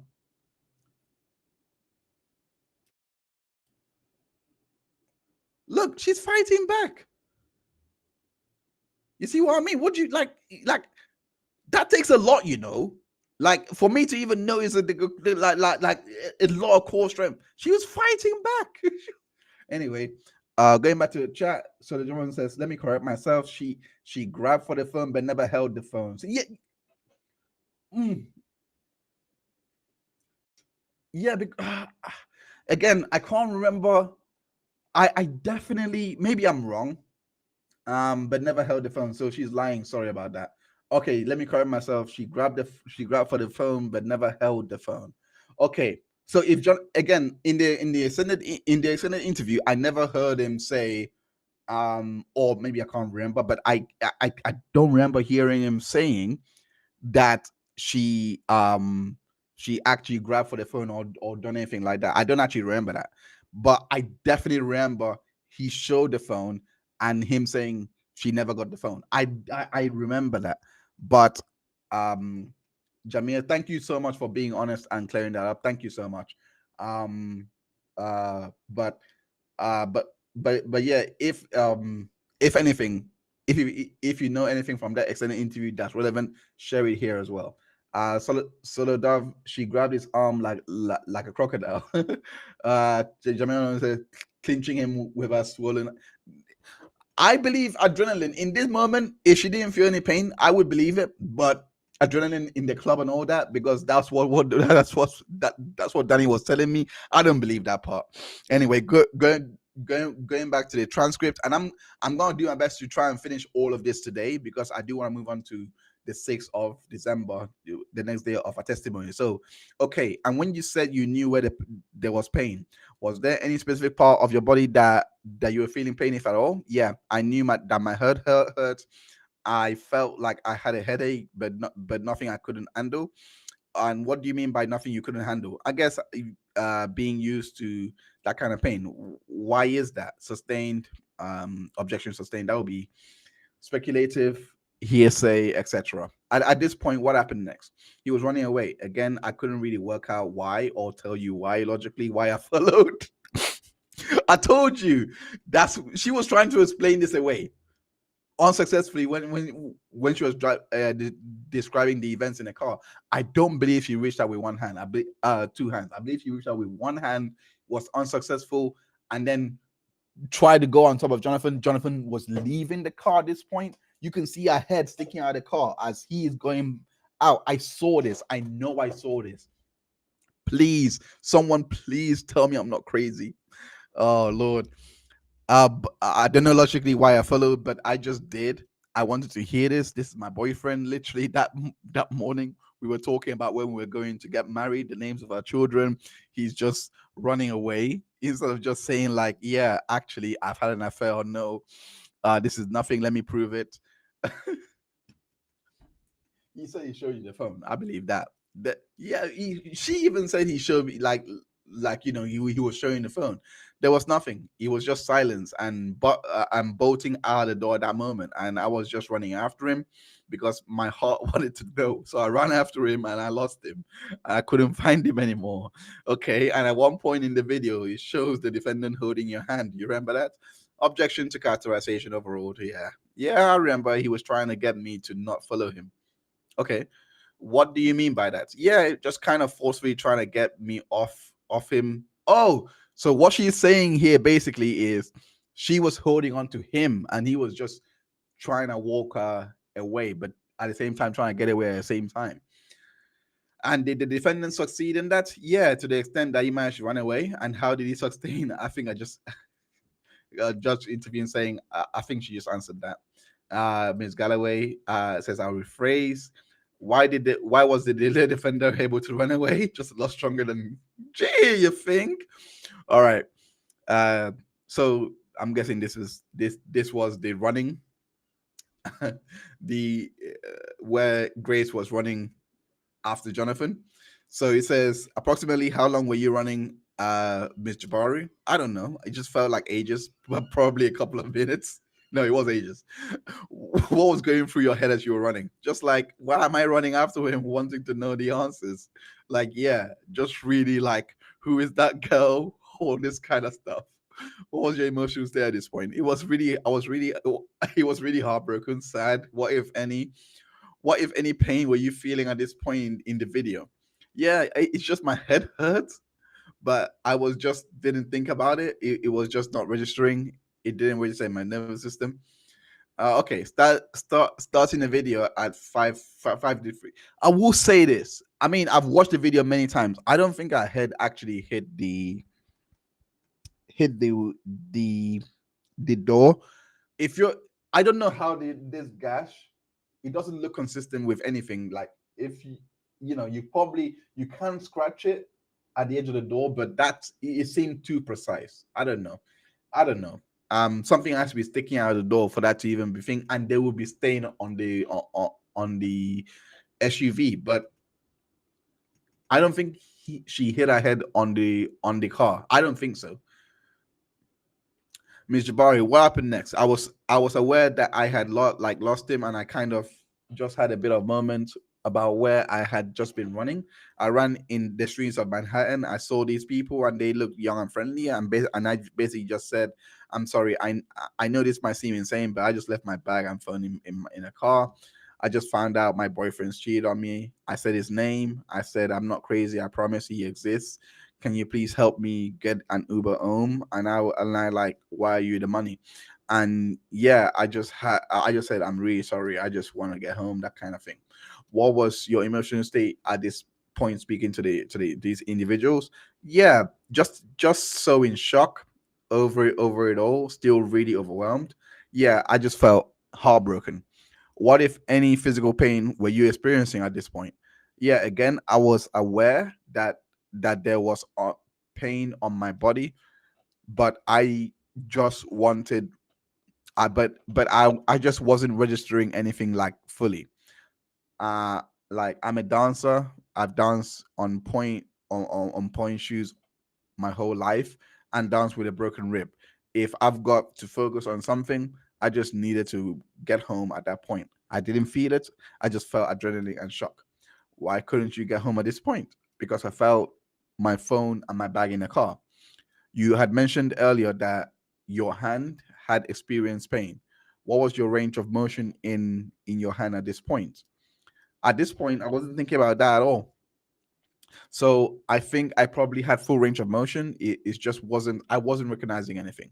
And approximately how long did you speak to these individuals? A couple of minutes, I believe, at least. Yeah.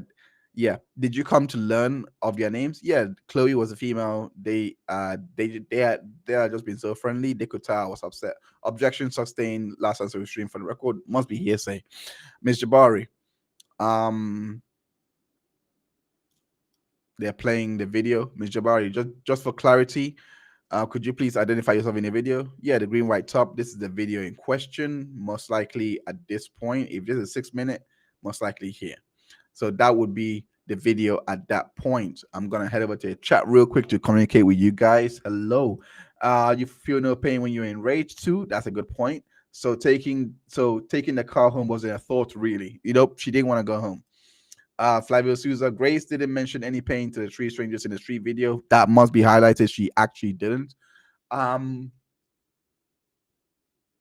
but she's feeling pain now, conveniently. Moving on.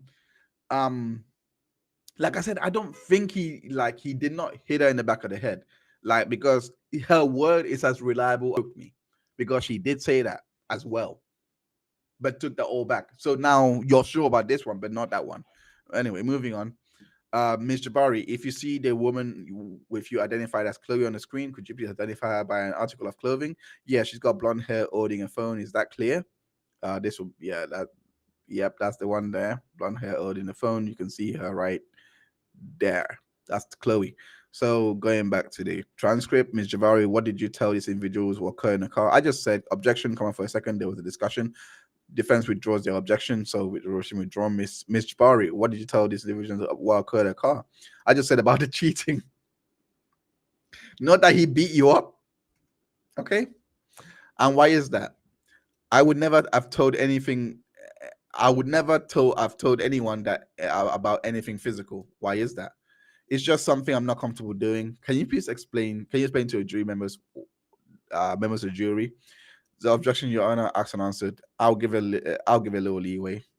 I'm guessing he did it based on the background information.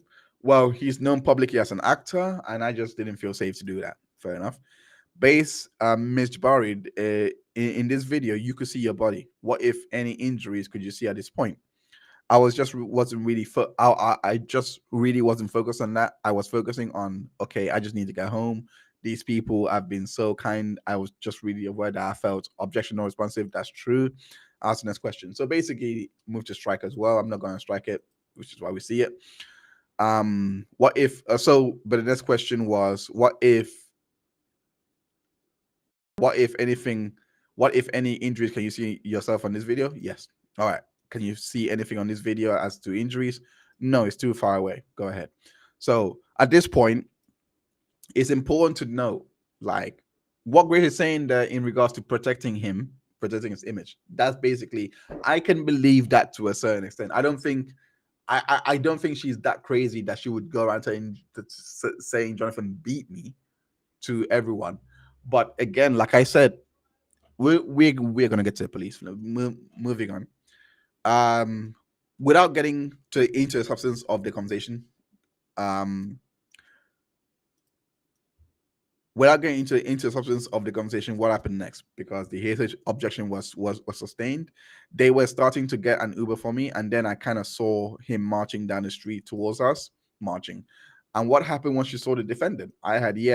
He just kind of walked by, and I tried to make him aware that I didn't have my phone on my bag.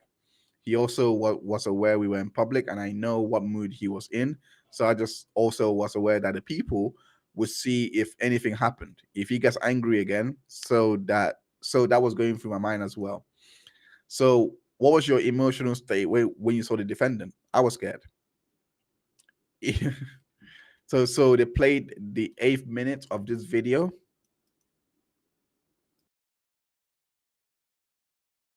And this is the part that I want to show in regards to the editing. This part I must make clear, because this is where Jonathan is coming up. I'm gonna fast forward a little bit. Yeah, this is where Jonathan is coming up. If you remember, yeah, all right. If you remember the one that Insider had, okay, you see that cut? That is proof as well. I don't know why they're cutting this. I don't know if the DA cut this for the jury as well, but I definitely remember this one.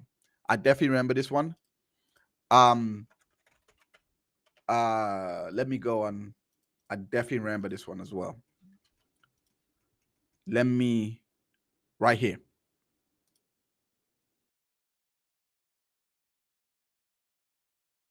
Same video.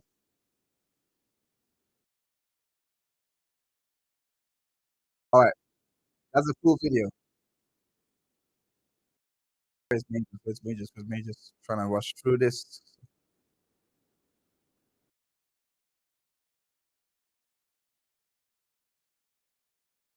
Yeah, that's Majors. This was Insider.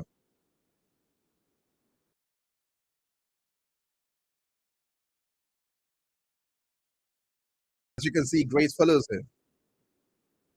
We didn't see that here. Which in my point, in my opinion, is very crucial, because they just cut to this part here.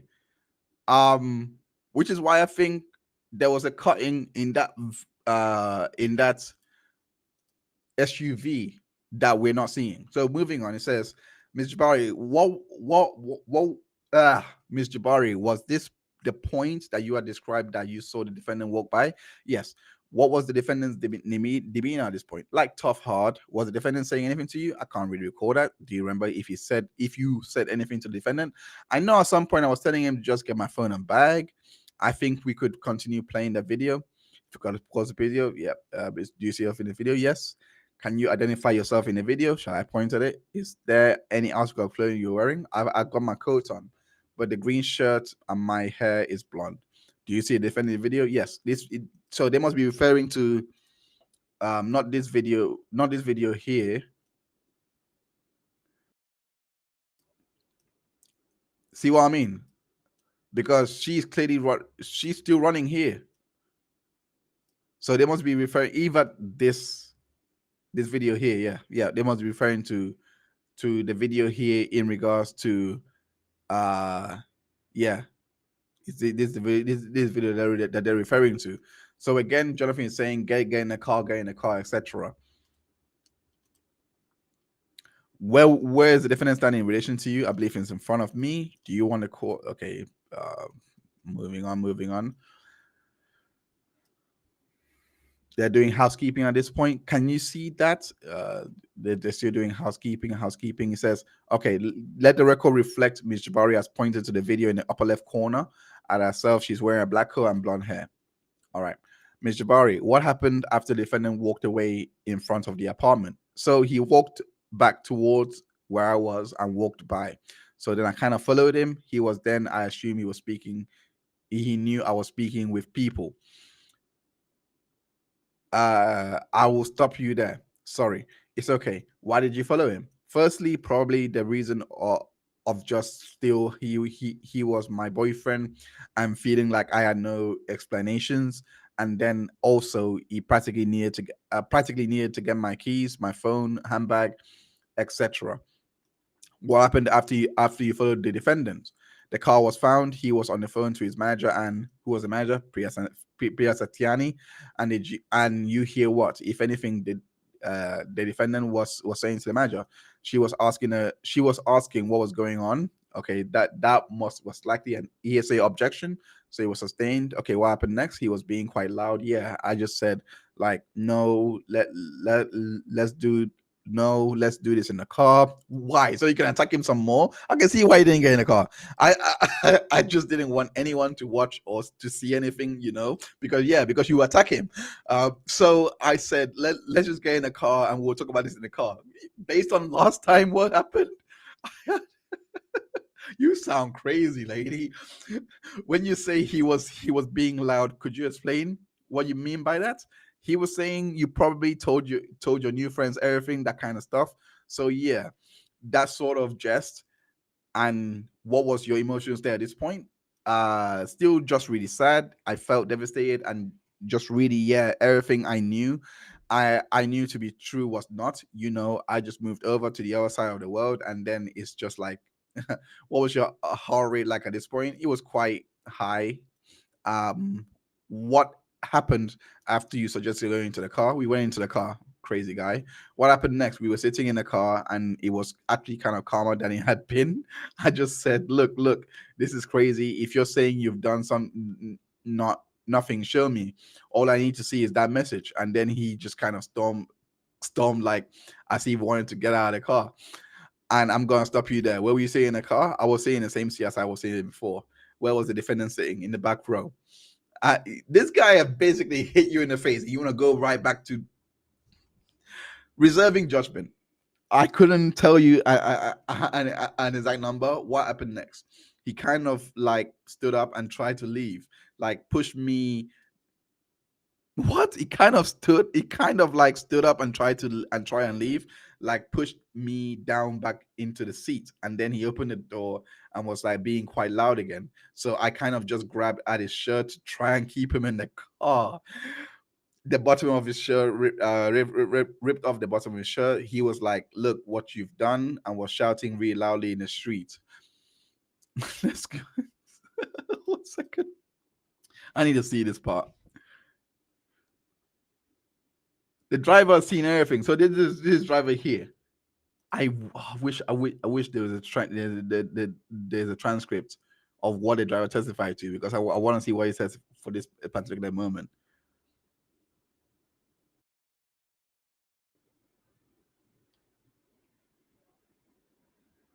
So he got out of the car. Why would he push you out of nowhere did you go for the phone again or something? Yeah, he didn't push you. You just won.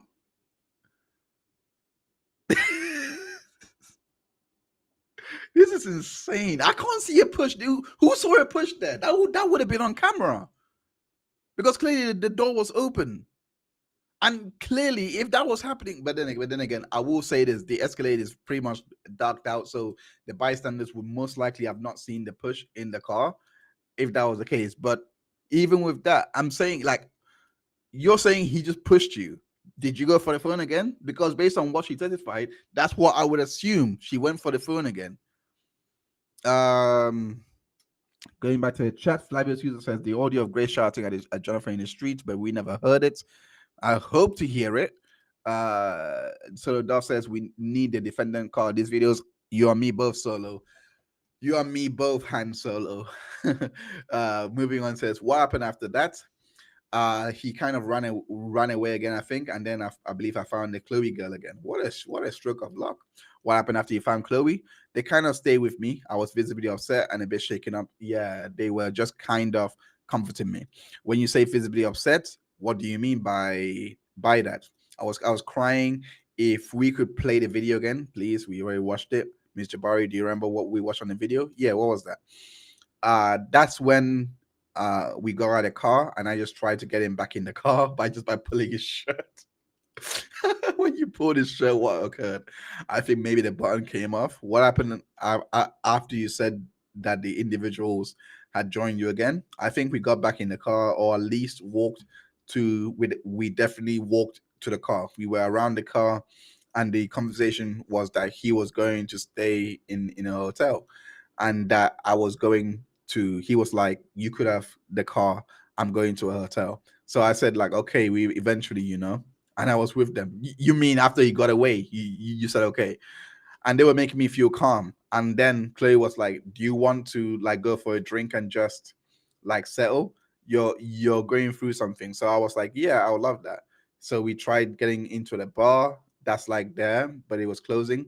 So then we were like, "Look, we got a friend's birthday. Maybe it's nice to just distract yourself and come for a drink and have a dance." So I was like, "Yeah." The worst thing in my head would have been going back to an empty apartment that we shared. I was okay. Uh, the more I look at this, anyway, moving on, I'll keep my opinions to myself for now. Ms. Jabbari, what did you do in the video depict to your memory? Us walking back to the car with Chloe and the two guys, then just all kind of talking. They were agreeing, like, because he was quite loud, like not to do it in the street. We were just kind of like talking around the car. Was there any physical altercation in the car at the time? At the time, no. They were all peering in. One of the guys also was kind of in the car watching and just checking. Did there come a time the defendant leave? Yes. So what's not clear here is she is saying that he's trying to get away. As you can see, puts her back into the car. I think that's him there. That's what she's referring to. So it's not the earlier incident, but he wasn't going to stay.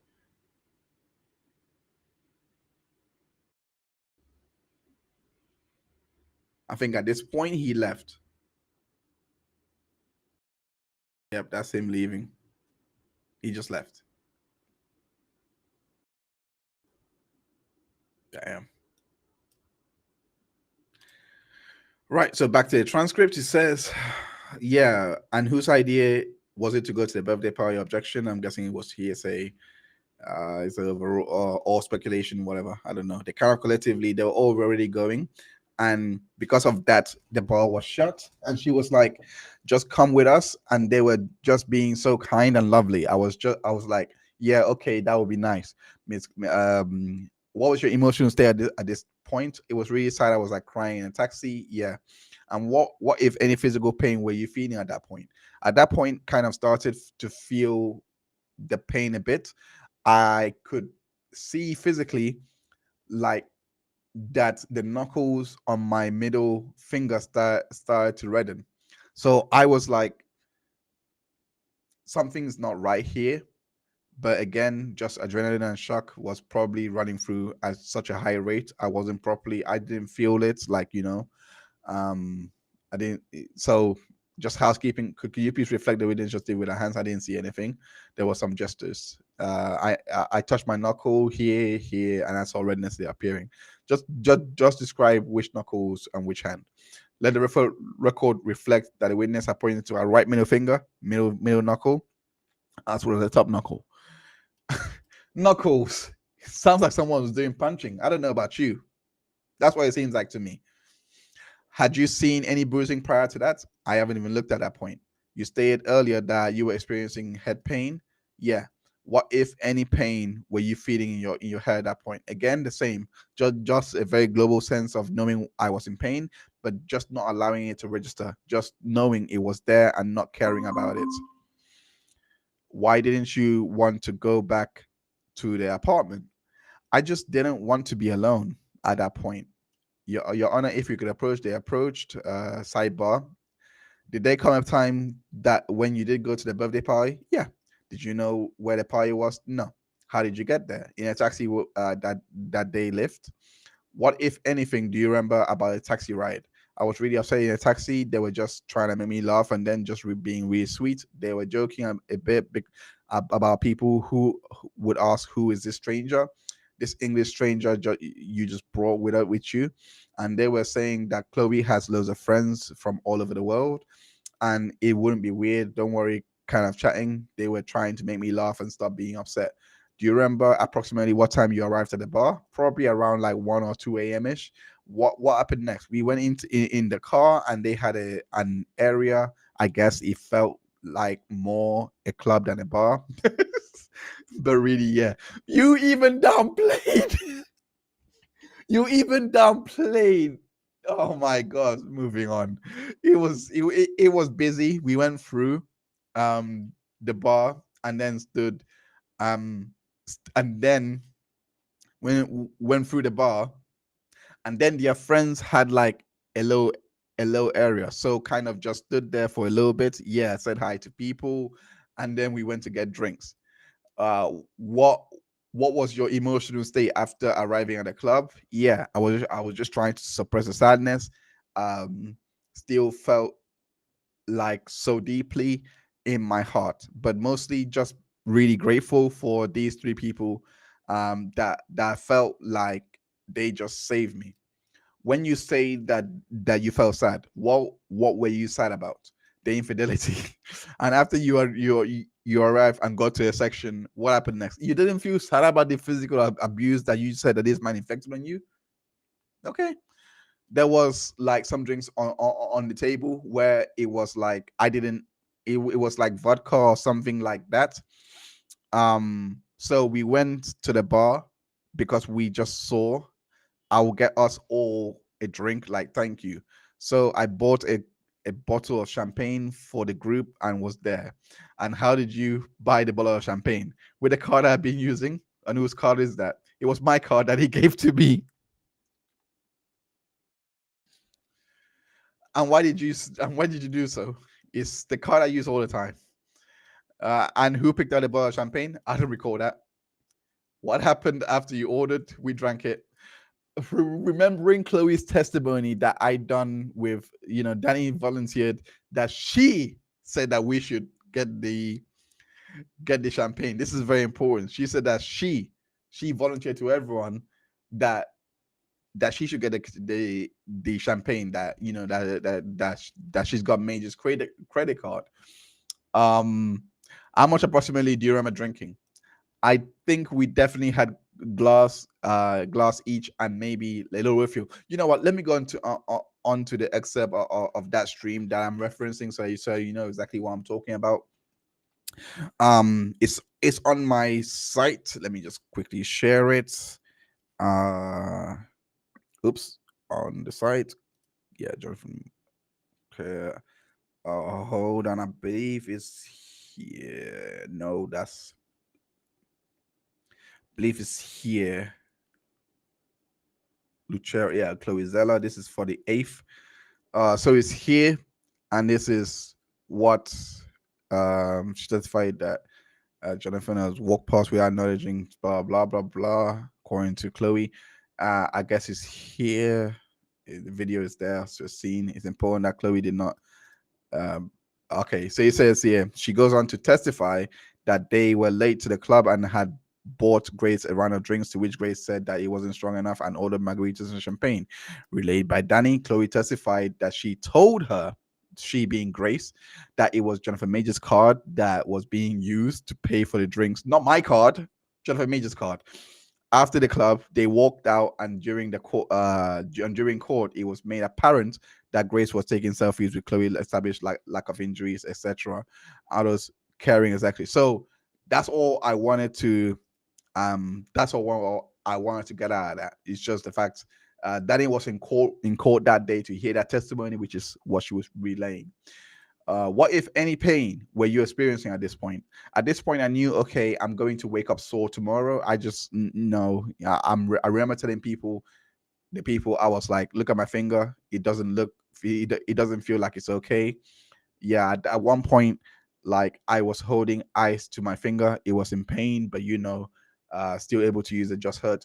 For completeness, I'm just gonna go back to the thing because Danny did say that here. Chloe did actually testify.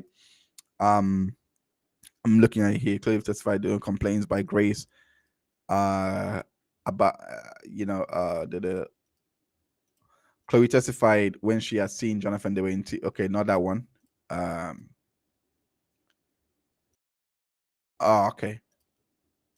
On redirect, she testified to not seeing Jabbari's finger, nor recalling seeing her finger being hit or head being hit. So I do remember, maybe it's not here.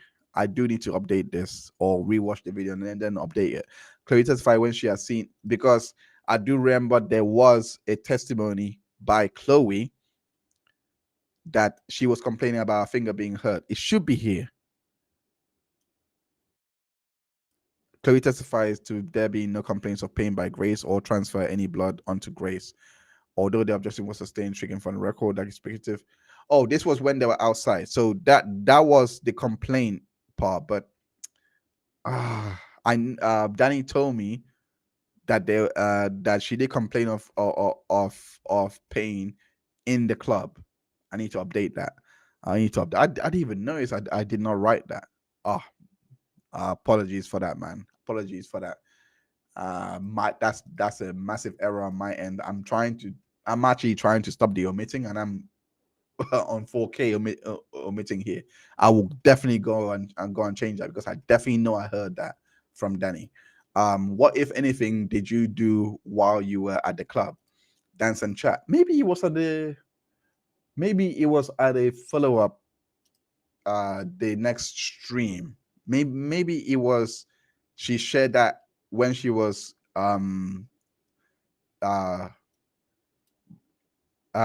recalling another stream. I'm not sure. Maybe that was a memory that she shared on the next stream. Maybe that's why I did not record it at this point. Let me just quickly check. So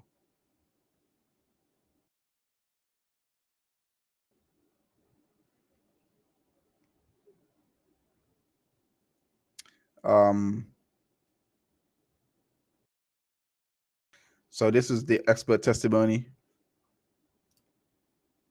Oh, maybe it's me. Yeah. I will definitely change on the previous stream. I'll definitely be looking into that. So it says, what, if anything, did you do while you were at the club? Dance and chat, just trying to disrupt myself, just go like, okay, I'm okay, like feeling suddenly I had this kind of feeling like I'll be okay without him, that kind of like independence, like slightly coming back. I hadn't felt like in a long time. I'm a dancer. I like being in that environment. It's a nice place for me to be in, and these people were being so loving. I was like, okay, I'm going to be okay. So I was just having the nicest time I could have within the situation. When you said that you were chatting, who were you speaking with, if anyone? I think it was mainly with Chloe, and like obviously a few of her friends would then come and chat. I would talk back, of course. After you had the glass of champagne, what, if anything, else did you have to drink? I believe we did shots of tequila that I can't specify, I guess. Did dancing and speaking help your mood? Yes. I'm showing you what's be marked as Exhibit 10. Yeah, okay. Do you recognize people as Exhibit 10? Yeah. Me and Chloe, I think his name is Sham, but I'm sorry if I got that wrong.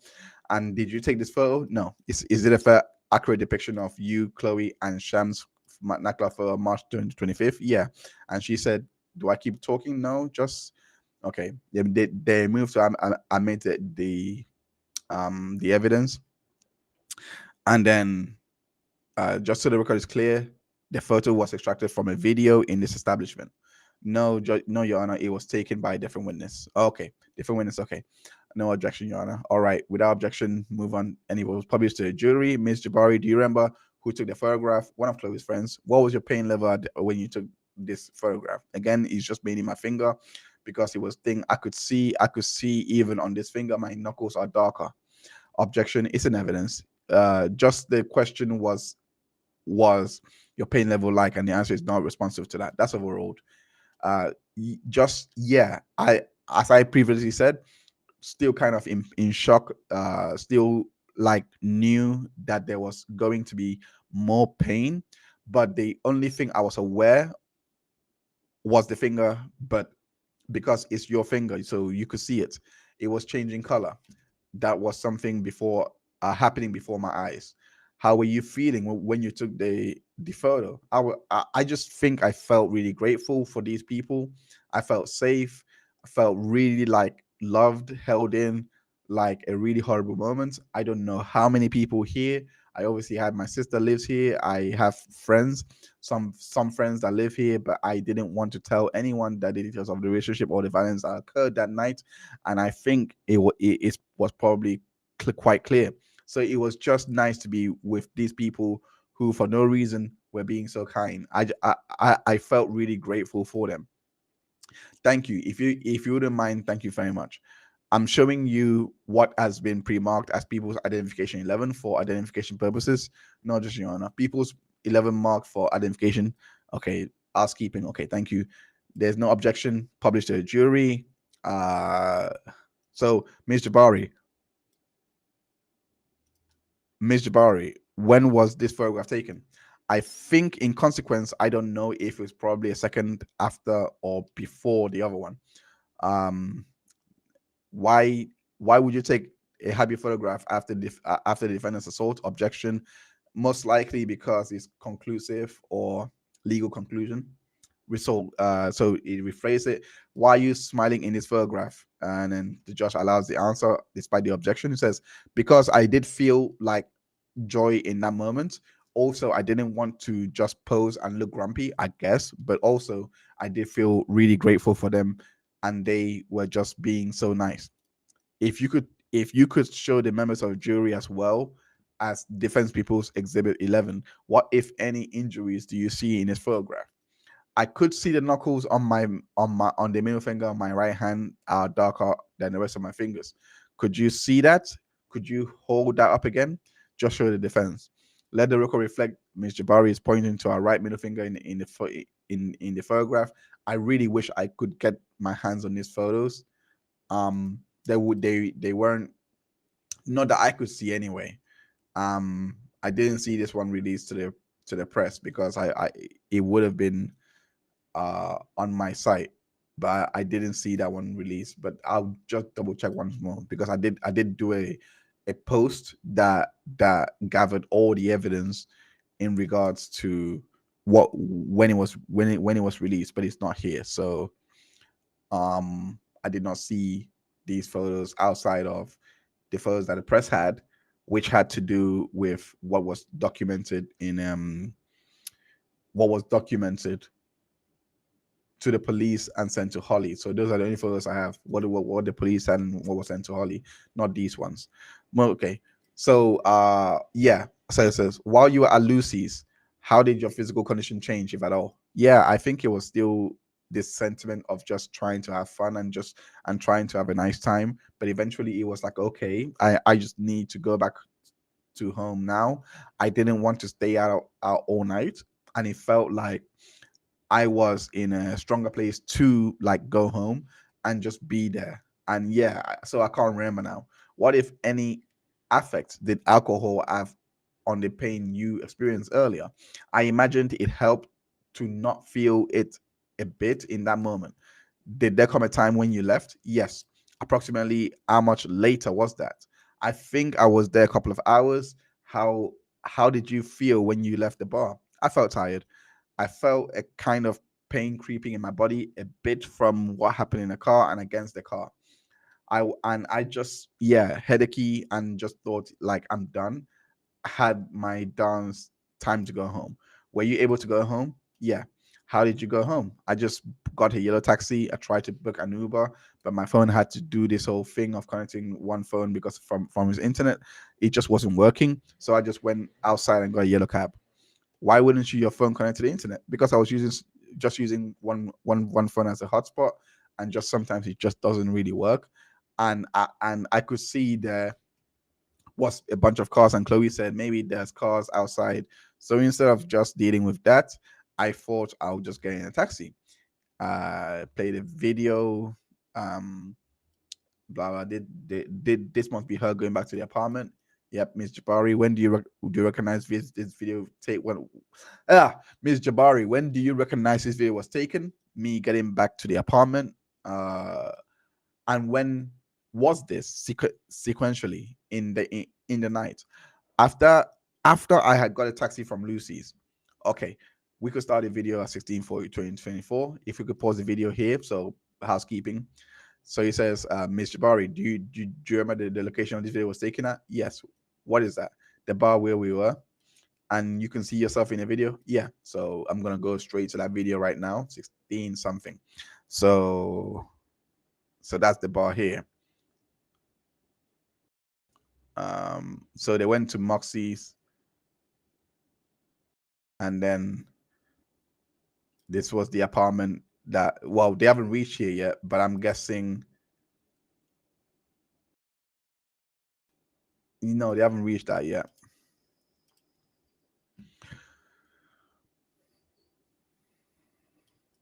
Okay, so it says, let the record reflect Miss Jabbari pointed to herself in the lower right hand side of the screen. The record will indicate. So going back to the record, this would be this part here. I'm so bad at this.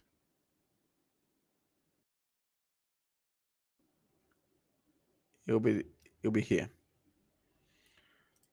So moving on. It says, Ms. Jabbari, do you remember what's occurring now? I'm signing a receipt. Were you able to sign the receipt? Yes. What hand did you use to sign the receipt? My right hand. How were you? Told you she's right-handed. How did I know? How were you able to sign the receipt with your right hand? Just with my hand. It's really important that as well, because Jonathan was able to gesture to his face in the interview where exactly the scratch was happening. That's what I'm saying. That's what I'm saying. So for her to say that she used both hands to grab the phone, I don't believe that, because she forgot initially. You went for the phone with both hands. That doesn't make sense to me. It will be your dominant hand at least going for that, and you will remember what your dominant hand is doing. You just can't forget that. So she was really minimizing what's happening, which puts most of our credibility in doubt. Just with So it says, how were you able to sign the receipt with your right hand? Just with my hand. Yeah, I guess the pain was in my left, in the middle finger. But I mean, you could still do stuff. See what I mean? This is the direct exam. So she should be able to answer this question with ease. But of course, she's trying to, again, minimizing. What were you signing the receipt for? We could, drinks. Ms. Jabbari, do you recognize yourself in this photo? Yes. Okay, so let the record reflect the witness has pointed to the woman on the right hand side. So I'm guessing it's this one here where she's gonna go to the video. I'm guessing it's this part of the video. Wait, is that Jonathan? No, it's not Jonathan. Oh, it's not there. Wrong person. I'm guessing this one here that they're referring to. Right, moving on. Do you recognize the individual with? Was that Chloe? Yep. Do you remember doing this at this point? This is me trying to do the internet to get an Uber. Yep. So she had two phones, as you can see in the video. Miss Jabbari, do you have any communication with the defendant while you were at the club? I didn't have any with him. No. Did you check your phone for any messages? No, I didn't. Not until leaving in the taxi. What happened when you were in a taxi on the way home? I saw that he had messaged. Do you remember that what the defendant had said? He just said to let me know, let him know I got in home and he loved me and that he didn't cheat on me. But that's it. Not working, something like that. But that's it, like not working, something like that. Along those lines. Oh, come on. You see what I mean? She minimized it, but she knows the truth was he messaged her saying it's not working, because again the message that she was sending afterwards, and the fact that he said goodbye Grace, goodbye. Like the text message on TMZ that day. I'm surprised why would you minimize this? Why would you say I love you, but this is not working? Like, like I'm telling you at this point, I have no doubt in my mind that he messaged her, but most likely those messages, I don't know. I don't know. Those messages were literally saying we're done, and she's like, and she's, I don't know why she would minimize this, but I doubt that. As she was saying here, saying, "Oh, he loved me," etc. This says he didn't cheat on me. I do believe he didn't cheat on me. Okay, you know what? Let's take it all as truth. He said he loved me. He didn't cheat on me, and this is not working. I do believe that. Let's take that on as truth. What did you do after receiving those messages? When I got home, I just like got a glass of water, went up to bed, and called him. I texted him. Actually, before that, I would have I would have to refresh my memory exactly what I said. Okay, we'll move back to it. Did there come a point when you returned home? Yes, and that was the point where we watched the video. Yes. How were you feeling when you left Lucy's and returned home? I just felt more able, like I felt more in control of my emotions. I think I just got all of the adrenaline out, so I felt calmer. What level of intoxication do you feel at this point? I mean, I was probably like, yeah, quite tipsy, but no, I mean, I could get myself home my own. I could get myself home on my own. I felt safe. I wouldn't do that as a woman if I didn't. No, it's one of the reasons why I left. I didn't need any more to drink. I'm good. I just want to go home. Okay, I think this might be a good starting point for a day, and it's a good starting point for the stream as well. Thank you everyone that took part in the chats. Let me know what you think of that testimony. I think that's all over the place, but I can't wait to get on to the 6th of December because I think that's gonna be the cross exam. Um, Apologies that the reactions has kind of like made this stream a lot longer, but I appreciate every single one of you for rocking with me, all through this stream. I make sure that you like this video, share this video, and of course, do not forget to subscribe onto the channel. We got loads of videos that you can check out. We have been covering Debbie Heard, Tory Lanez, as well as New York Times and until Lawrence case. They're all in a neat playlist below, so make sure you check that out. And also, of course, do not forget to also check out www.drheinz.info. Outside of the little errors that I made today, you can find a lot the sources to everything that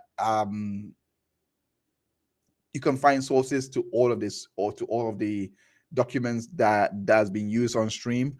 But again, don't forget to like, share, and subscribe. And also, if you want to support the channel, do check out do send your super chat, or if you're watching on replay, super thanks. It would help so much in the running of this channel. I'm just gonna go check the chat one more time. He says, Solo Dove says, thank you and take care of yourself. You too, young Padawan. You too. Han Solo in the place. Okay, thank you so much, Solo Dove, for and everyone here that I've used the chat and communicated. Shout out to you, Flavio. Shout out to you, Jamia Solomon.